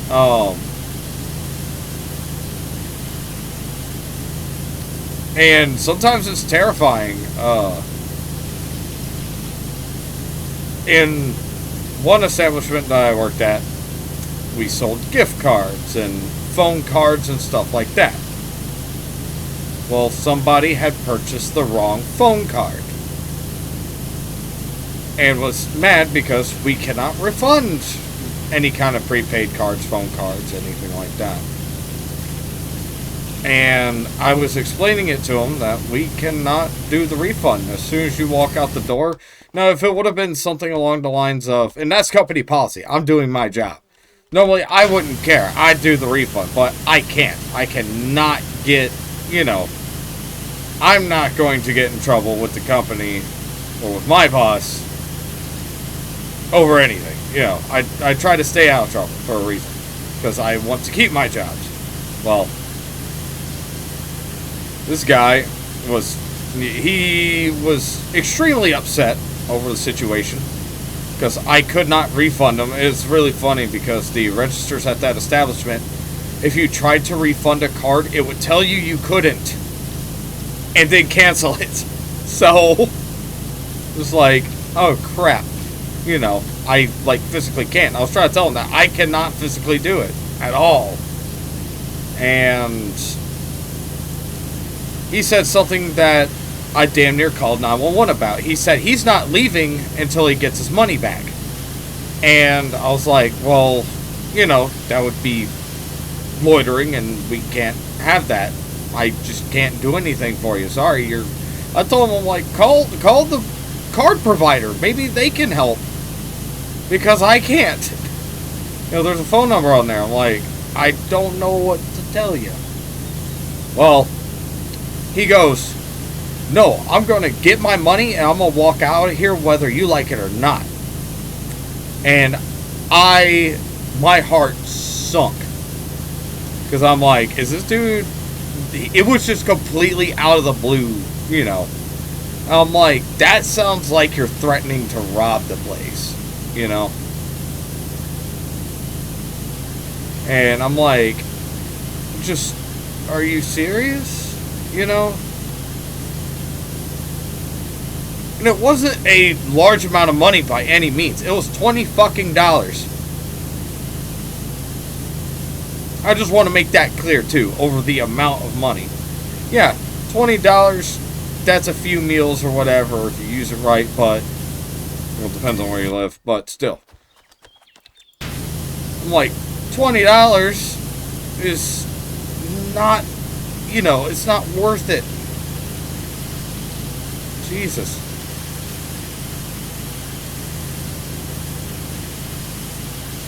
If you can't tell, I have problems at my job sometimes, even to this day.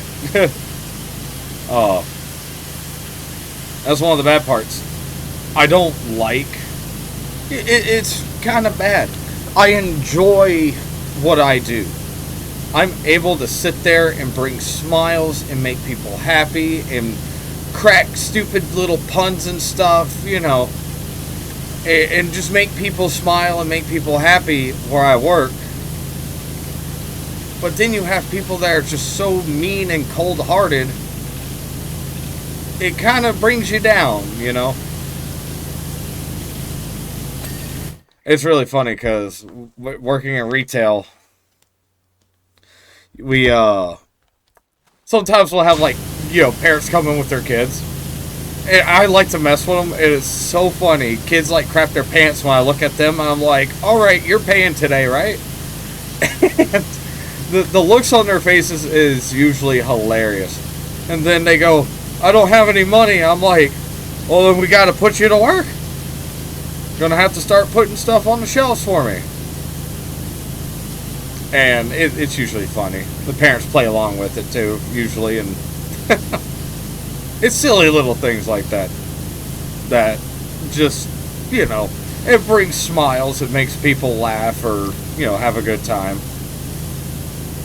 And actually, one thing that I did during Christmas time was I bought a bunch of little wooden model, you know, like a few. There were like helicopters. There was a couple race cars. There was one that was like an airplane, and you know, they're like vehicles and stuff like that. And I built a bunch of them, and I just started giving them out, you know, just for Christmas time. I put like $35 down, bought a bunch of little wooden model cars and stuff, built them all at home, and started just giving them out.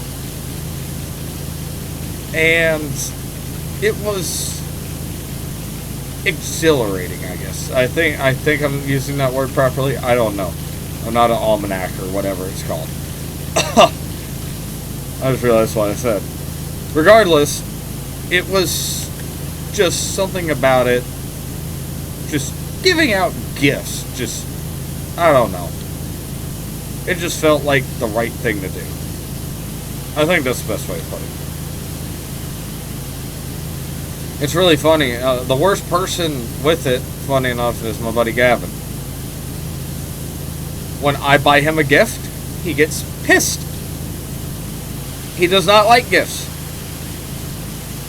It's not that he doesn't want them. I'll buy him a game or something here and again, or, you know, for Christmas, birthday, whatever.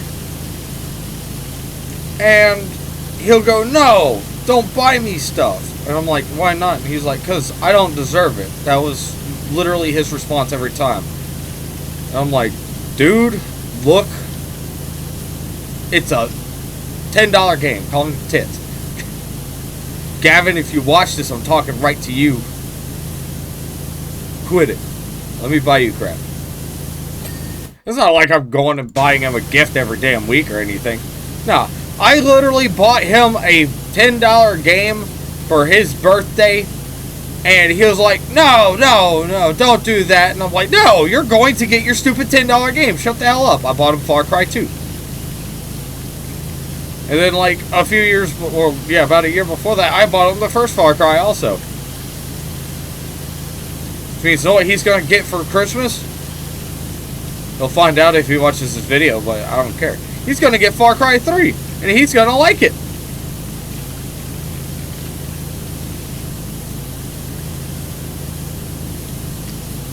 You hear me? You're getting Far Cry 3 and you're going to like it. And the next on the list, you're going to get Far Cry Blood Dragon. I'm trying to get him to play all the Far Cry games because I'm a big fan and he likes it. So I've been getting him all the games so he can play them. That's the goal. If he'll ever finish the first game.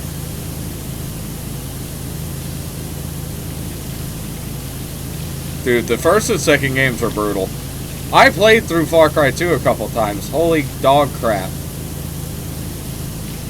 Dude. Far Cry 2, in my opinion, is the... I mean, okay. Far Cry 2 is fun. I like Far Cry 2. But I have a major criticism with the game. And that is, I played it through and through, beginning to end for the first time. About 4 or 5 months ago. I have a big issue with the game. And that is, it gets too repetitive, too fast. Traveling anywhere is a goddamn nightmare. Not because the combat's hard. You know, I'm playing on hard difficulty, as I do with the Far Cry games, because I was like, I'm experienced with the Far Cry series as a whole. I can play on hard, and I'll be fine. Yeah, it was hard, but the combat encounters got to the point where you just get interrupted on the road so damn much, it's not fun.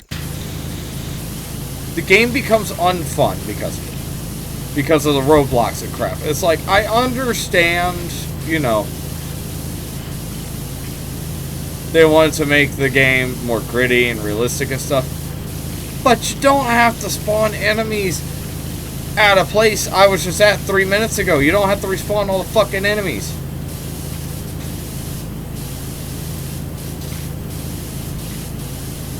You know, back then, Ubisoft was worth a crap. I'm sorry, Ubisoft. I used to be such a big... I used to love your stuff so much. You guys have kind of went down the shitter. You guys aren't like the devil or anything, but you guys have definitely kind of gone down the shitter. So, my apologies for any Ubisoft fanboys and fangirls out there, but... yeah, I like Ubisoft. I like their older games. I like a lot of stuff they made, but a lot of their games now and how they monetize this. One thing that pissed me off, I mean, it brought my butthole to a boil, was Far Cry 5. And I'll tell you why. Far Cry 5 pissed me off because they added premium currencies. Far Cry 5 has weapons where, yeah, there's not a single weapon that's not part of a DLC, like actual DLC, that's locked behind a paywall. And the DLC weapons, you just get them anyways. You don't have to earn them or anything. So, now, you can buy premium currency to where instead of playing the game normal and buying your weapons, you can just buy all the guns you want with all the premium currency you want. Oh yeah, and then when you New Game Plus, also, you still keep those purchases too. So,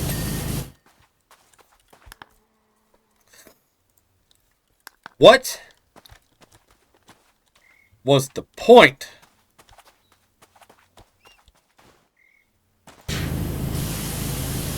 of adding premium currency and monetization to a fucking Far Cry game? I never played New Dawn. Far Cry 5 was the last one I played too. I played Primal and 4. 3 and 4 are amazing. Primal's really fun. I loved Primal.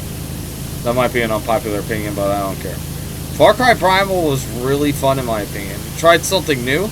It wasn't bullcrap monetization doo-doo diarrhea bullshit. and it was fun. So, yeah, it was a reskin of the map of Far Cry 4. Well, I mean, so was Blood Dragon to an extent, kind of. Well, I think Blood Dragon was a... No, Blood Dragon was not a different map. I'm about 99% sure Blood Dragon was not a different map.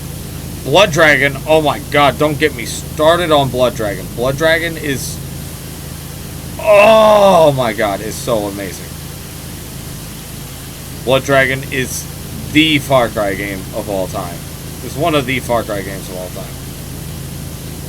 What would have been really nice if we would have had that Blood Dragon 2. That right there. Because I like over-the-top shit. So, of course I liked Far Cry Blood Dragon.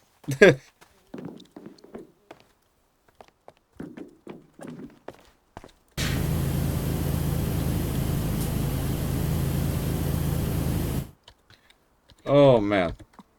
Of course I like it.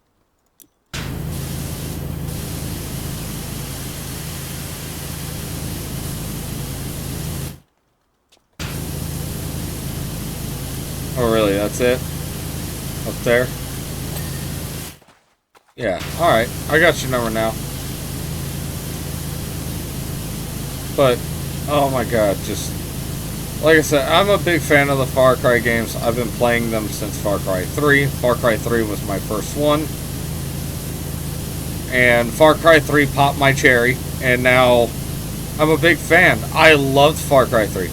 And then, Far Cry 3 had mixed reception, which is fine. Games are going to have good parts. Games are going to have bad parts. But, this is my opinion. If you want the best gameplays, play Far Cry 4 or 5. If you want the best story, play Far Cry 3. A mixed opinion here. I think Jason Brody is the best Far Cry protagonist. Not everybody agrees with that. Everyone's got a right to an opinion. But that's just my personal, that's how I feel about it. You know, it's one of those things where a games can elicit emotional reactions in people. And that is amazing that we can do that with games as an art form. Use it as a way to express feelings and tell stories and use it as a proper art form. That is great.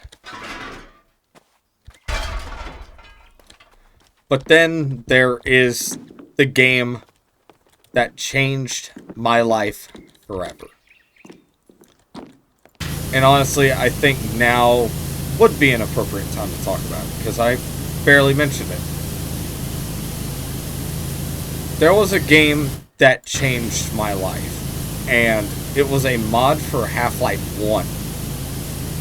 It eventually saw a full release on Steam, and the game is called Cry of Fear. A lot of people have heard of Cry of Fear. I remember when it was new. And that game right there was just something else. Because I started playing, I actually sat back and played through Cry of Fear during a harder time in my life. Everything is done and dusted over here in Egypt. I'll be back in England to see your handiwork very soon. Thank you. But Cry of Fear, I played through it during a very hard time in my life when there was a lot of things going on. A lot of things that, you know, I was a teenager. There were things going on with my family. There were things going on in my personal life. I was getting older. I was physically changing. There was a lot of shit going on. And Cry of Fear, in a way, helped me get through that. Get through those times. And helped me it helped me survive. I think is the best way to put it. And I don't think I would have been dead without it or anything. but it helped me stay strong and push through those shitty times, just those horrible moments. It helped me get through those. Yeah, the game's kind of fucked. And regardless of how much you tell me, oh, well, Simon's a fucking psychopath or whatever. I mean, he's been through the ringer too. I love Simon as protagonist. So, oh man.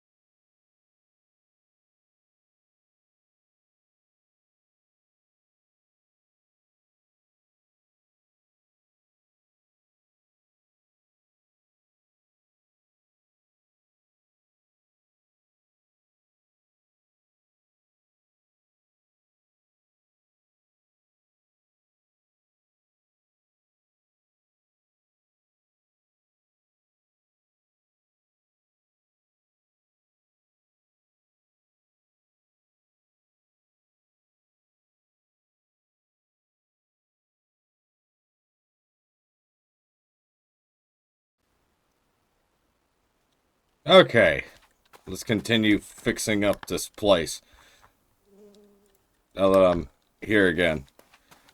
Yep, I have plenty of stuff to do. Actually, I think it's absolutely hilarious how much I am doing currently. I just got a bunch of crap going on, which is fine. Nothing wrong with that. Nothing wrong with having a bunch of crap going on.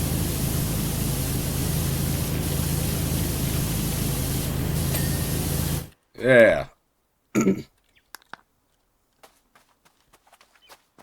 What? Oh, wow. Okay, so this is where things get fun, huh? I'll start with the bottom part of these. That long extension. Yeah. So, but actually, later today, as of the time of recording, I have a new D&D player joining my party, and we're going to be starting Curse of Strahd, and that's going to be a fun experience for everybody, I think. I haven't ever run Curse of Strahd before. I've heard a lot of good things about it, so I'm kind of excited. I've read through a good chunk of the material, and I'm like, huh, this is interesting. I like, the gothic horror and stuff like that, so I figured it would be very good for everybody to, get a feel for it. Strahd's going to be a really fun thing. I thought it was funny because I bought the damn Taraka deck and never touched it, or never used it for anything. I'm like, yeah, it's about time I got to use this. I spent like $8 on it. So, that was a while back when I bought that. And I've even gone so far, I've pre-ordered the new Player's Handbook too, which is great. So, and I'm excited to see what's in it. I'm very excited to see what's in it. I think it'll be a great experience for everybody.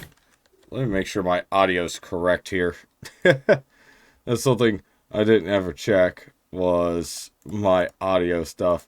I should really, really check that before I do anything. Oh my gosh. I'll fix it after this. Screw it. I'm 87% done. So, yeah. Once I finish up Lord Croft Manor, I'll be able to fix everything, hopefully. Have everything proper. There's going to be that one little section that I think is muted because I didn't quite fix my audio beforehand. It just kind of slipped my mind, and thankfully I caught it this time.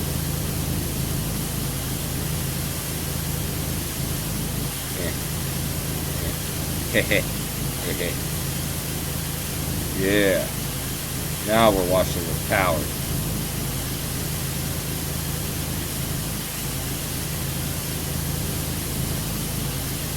Yeah, I know it's not clean, but that's just gonna have to wait a little bit. I'm cleaning other things, can't you see? Oh yeah, I'm excited. Tonight we get to start Curse of Strahd, and I believe it's going to be a very fun experience for everybody. Oh, I love that so much. How I can just plop this thing anywhere. Not even the short extension. We'll just take a snubby. Well, oh god, I'm stuck. Yeah, I'm getting stuck on the stairs as usual.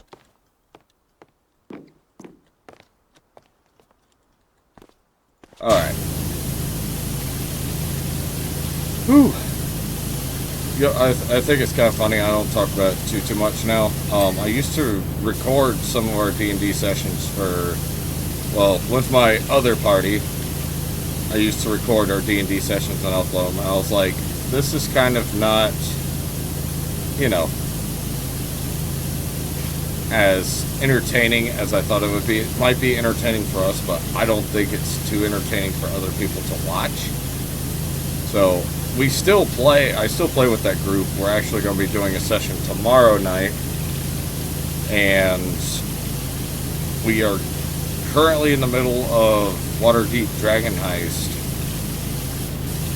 So, well, the beginning of it, we started it and haven't gotten too far into it, but that's what my other party's currently doing. And it's always fun as a DM to keep track of multiple sessions and parties and stuff. It's great. So great. It's kind of funny because when I was recording those sessions and putting them up on YouTube, I hadn't played in years, so I had to refresh myself on everything. And then on top of that, it was my first time running 5th edition. I used to run 3.5. And my brother actually used to DM for Pathfinder, but I haven't been an actual player for D&D in so long. Back in high school was the last time I was actually a player.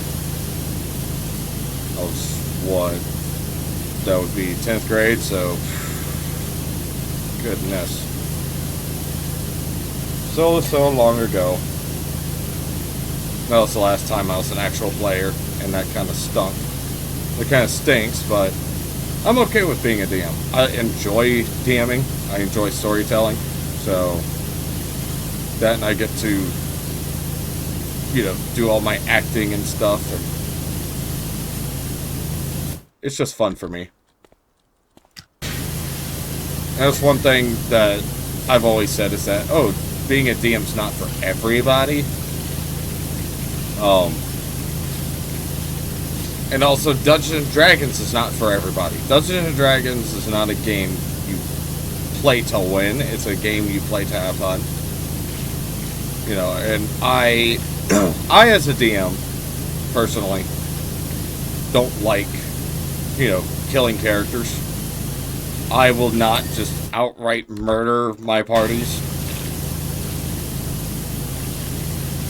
So, and I've seen DMs do that, and that's kind of sad. I listen to, like, D&D Joge and Crit Crab about D&D horror stories. I'm like, oh my god, you know, that's kind of messed up. And I see these stories about people being, like, too edgy, too weird, stuff like that. It's like, it's okay to have a little bit of that kind of stuff. But just don't overdo it, and don't let it affect or ruin everyone else's time playing the game. You know? That's my honest opinion on, edgy characters and stuff like that. Just, you can do it. I don't care. I'll still DM for you. But, I will draw a line.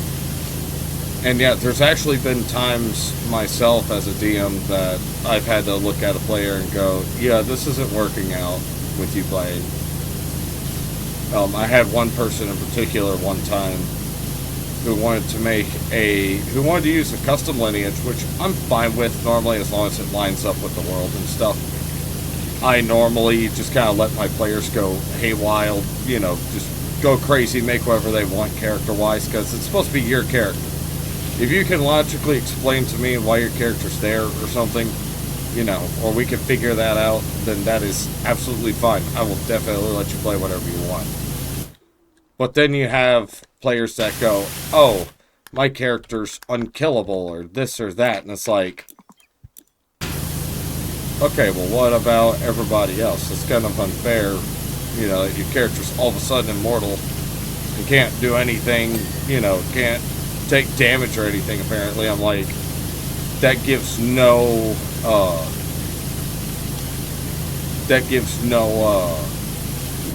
how should I put it? Makes combat boring. And Dungeons & Dragons isn't always about combat. Obviously, there's plenty more to it.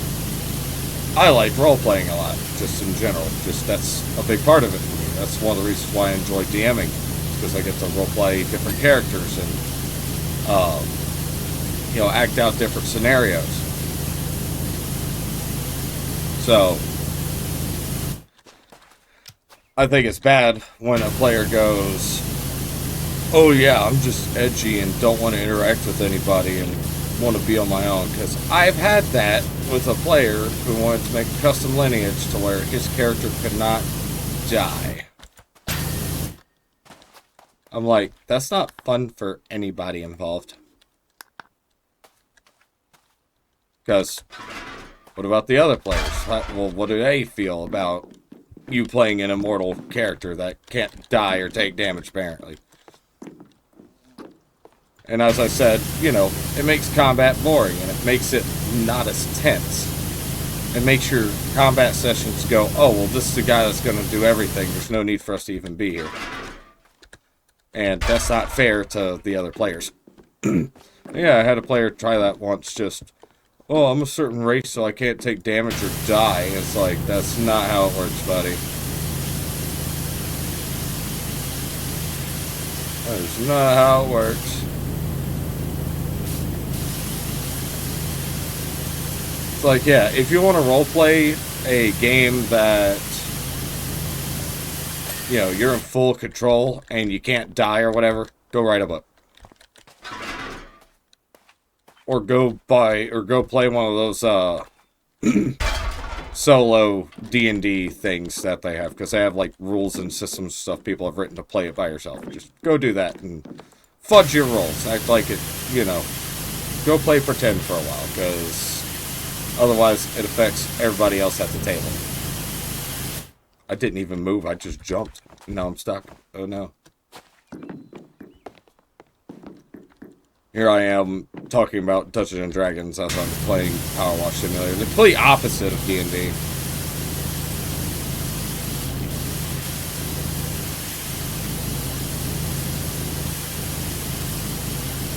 Yeah.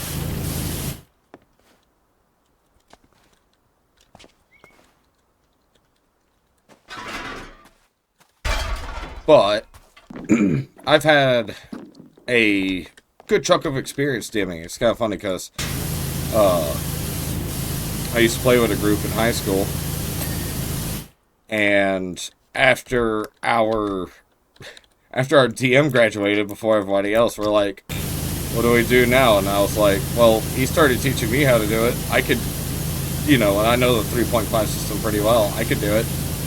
So I just kind of took over DMing, and after that, I became a forever DM. And yeah, I haven't played since our old DM was around. I haven't been a player since my old DM was around. And that's fine. I don't mind it. Do I want to be a player again? Yes, I actually have my brother's looking at hosting a one-shot for 5th edition.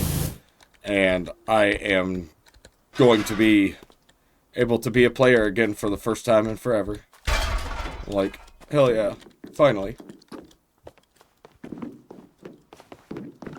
Actually made a shifter.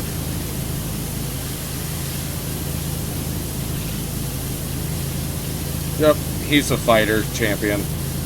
Yeah, people are gonna go, oh, fighter is so basic. And I'm like, and what's wrong with wanting to bonk the fuck out of things? Nothing wrong with that. Let me bonk things.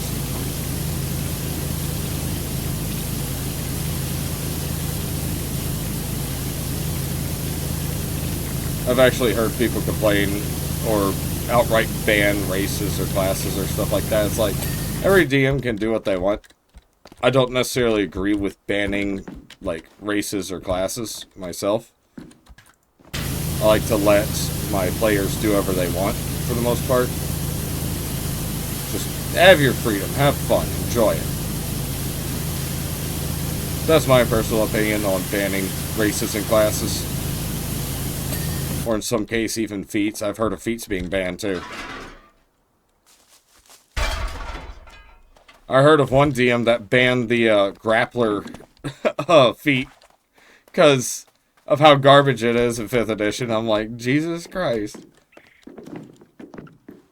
Apparently, allegedly, from what I've heard, the new player's handbook actually buffs the crap out of the new grappler feat. I was like, well, that's cool. That's pretty nice for everybody.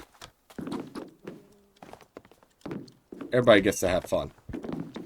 Everybody gets to have fun. It's part of the game. Yeah.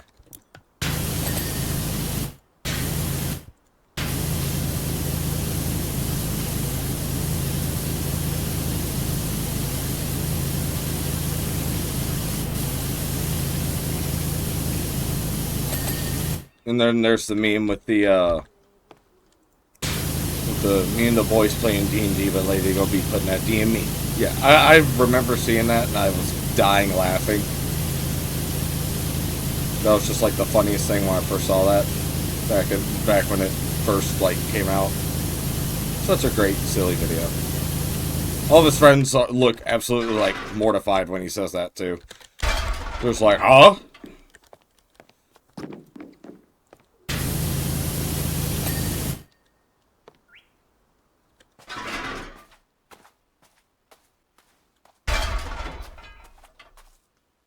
So many of them. How many more do I have? Yeah.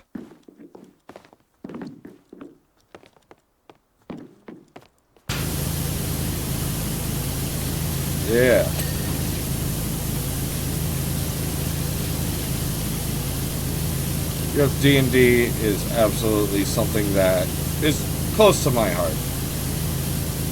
Funny enough, the name Dragorath came from my first D&D character, so...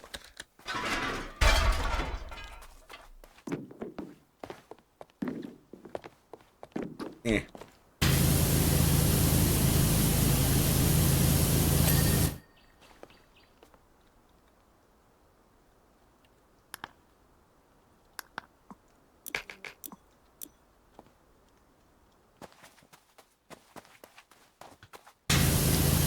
Oh, man.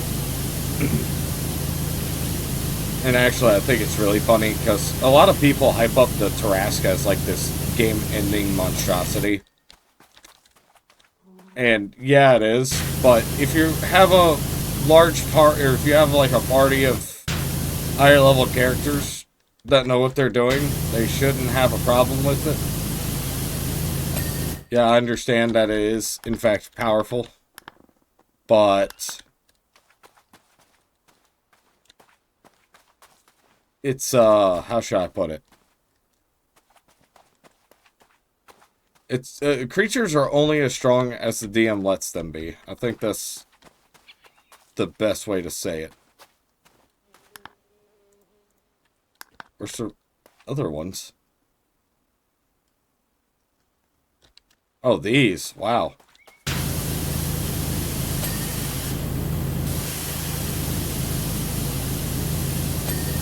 Hit. Tower walls.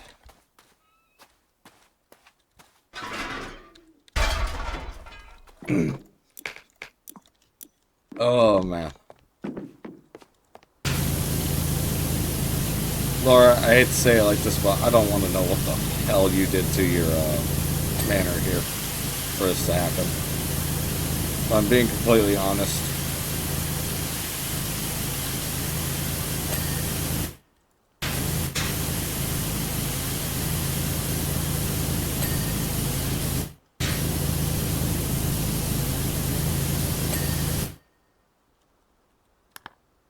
Oh, there's still two more. Are they on the sides? I bet they're on the sides. Sure are. Just gotta get up there.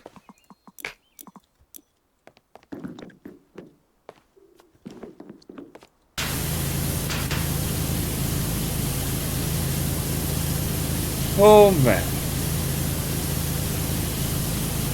Yep, Dungeons & Dragons is something that is near and dear to my heart. I enjoy it, and it's something that I believe everyone should at least try once. Unless you just don't like role-playing in general, which that's fine. Do your own thing.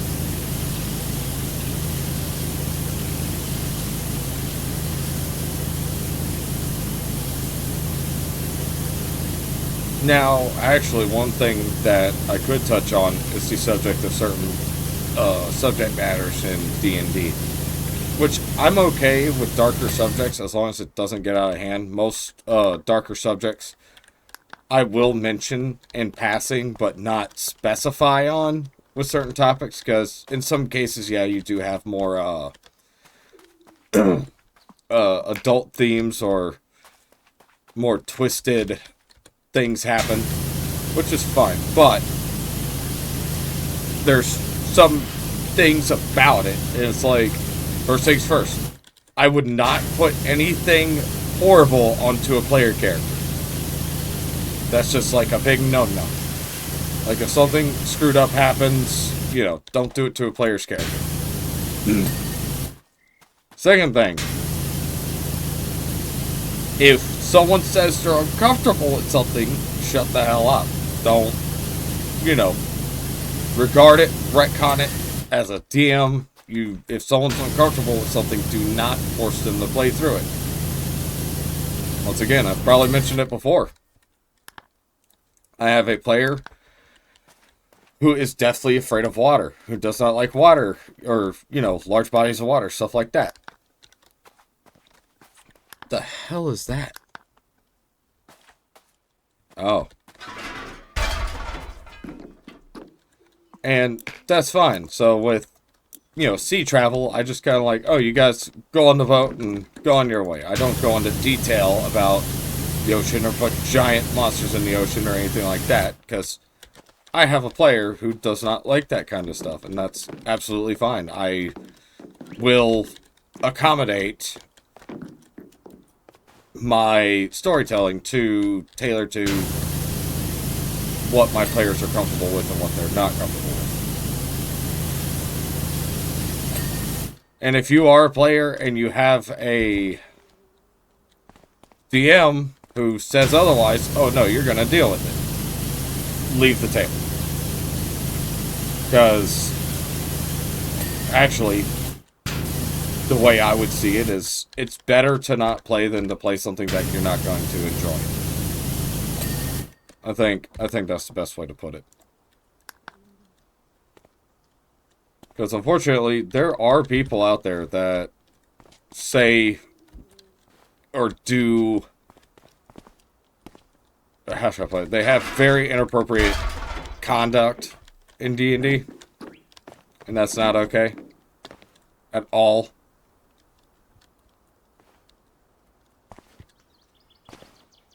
There's a stupid wall. Is it down here?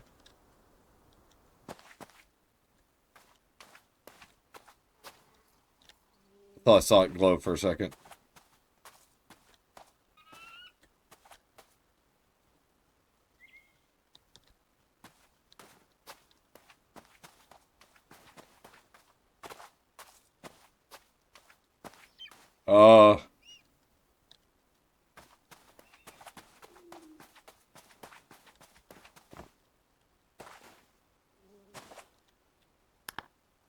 It's an upper wall.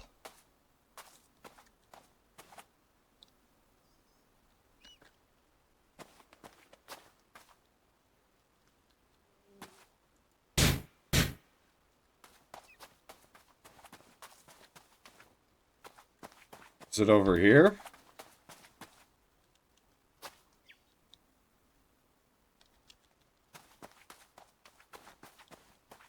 Uh-oh, I'm missing something. But I can't find it. I can't find it. Shit. I hate when this happens with this game.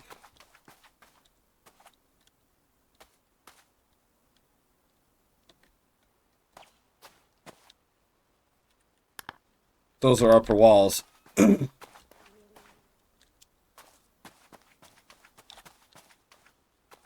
That's 4 of them.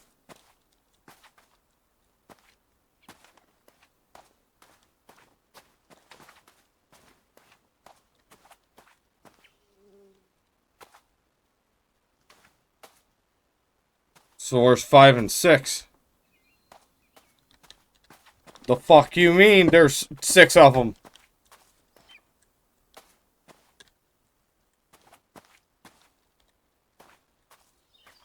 Don't tell me it's this.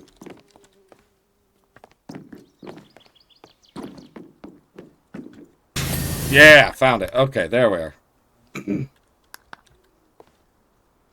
Yes. I think that should be like everything on the upper side of it. But yeah, if you as a player are uncomfortable with what your DM is doing, just, you know, say something. if they don't like it or refuse to change it or say, oh no, it's just a game, then that's a no-no. I listened to one D&D story where this dude was obsessed with this person's character, and the person was like, no, this isn't gonna work, and they were running Curse of Strahd. And then after the person left the table, the other people are like, yeah, he had your character marry Strahd. It's like, yeah, no, you don't do that. You don't do that. But somebody made that character to personify themselves, usually. Or to be, it literally, Dungeons & Dragons is playing pretend. And it's just, there's no reason to have to feel uncomfortable with other people trying to, force you or your character to do things you don't want. Not to say that railroading isn't bad. It's okay to have a little bit of railroading, in my opinion. If your characters are extremely lost and you have a organic way to railroad the party. For example, I have a character in their current campaign. If they get lost, they go to see this character who's a guild leader, or who's a high-ranking member of a guild, to go get answers. They don't, if they ever get lost or anything, they go seek this person out themselves. They don't just run around aimlessly. It's, nice to have something like that, something more organic to have your players play with. As opposed to just, oh no, the NPC shows up and tells you where to go, or oh no, he already took care of it. That's one thing I can't stand. DMPCs. It's okay to have one. You can have whatever you want. But they should not directly interfere with the party's progress. Now, there is a difference between having a DMPC and having an ally. If your characters make an ally that assists them in combat, usually what I do is I hand over control of the ally to one of the players, and they usually take turns controlling said ally. If they want. Otherwise, they don't have to. If nobody wants to, I'll control the ally, and I will make the theoretical, best plays I can with them. I'm not going to sit there and let this person that I provided the party be dead weight outside of combat. That's just not fun for anybody. And then there's the bad way of handling it. And I've heard so many horror stories about it, about people going, oh yeah, this is my DMPC. And they come in and they save the day. And then it's like, so why were we here?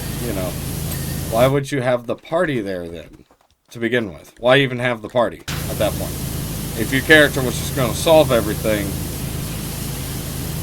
what was the point of having a DMPC? Or what was the point of having the party in that case? Everything was going to be magically fixed anyways, so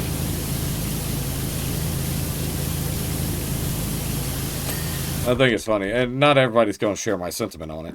Some people might like hearing that. Who knows? Some people might go, I think it's cool when my DM's NPC shows up and does something cool or heroic, and that's fine. But taking control away from the party and solving all their problems through said NPC is not fun, usually. That is, in my opinion, a big red flag as to I'm never going to play with this person again, because that is, that's when I would go, hey, let's have a chat. As a player, this sucks. This isn't fun. If they don't want to change that, then I'd be like, alright, I'm going to go find another table.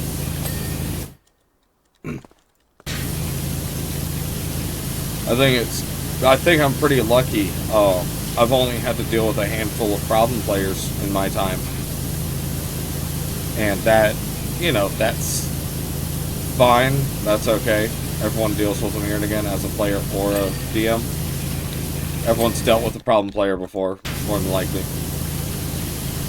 But I'm just lucky I have enough experience to deal with it now. I've heard of some DMs going, Yeah, but I don't want to be mean and kick this person out. And it's like, it's not being mean. In my opinion, no, it's not being mean. If somebody refuses to change their behavior at the table and they know that they're acting inappropriately, I don't think that, you know, if you've done talk to them and you've tried to get them to stop whatever they may be doing, or if they are constantly making inappropriate remarks, being annoying, etc., and they won't stop, then that is rules, that is grounds, in my opinion, to say, hey, nope, we aren't doing that. I had one player at one point get really upset about small things like damage, you know, taking damage and stuff like that. And it's like, it's okay for your player to take damage. That's fine. You know, it's going to happen. It's part of the game. So, what's the point of fussing? Oh, look at that. Oh, yeah. There's your boy. There's Cool Cat. Yeah. Whew. Winston has been gushing about what a tremendous job you've done finishing his cleaning on the exterior.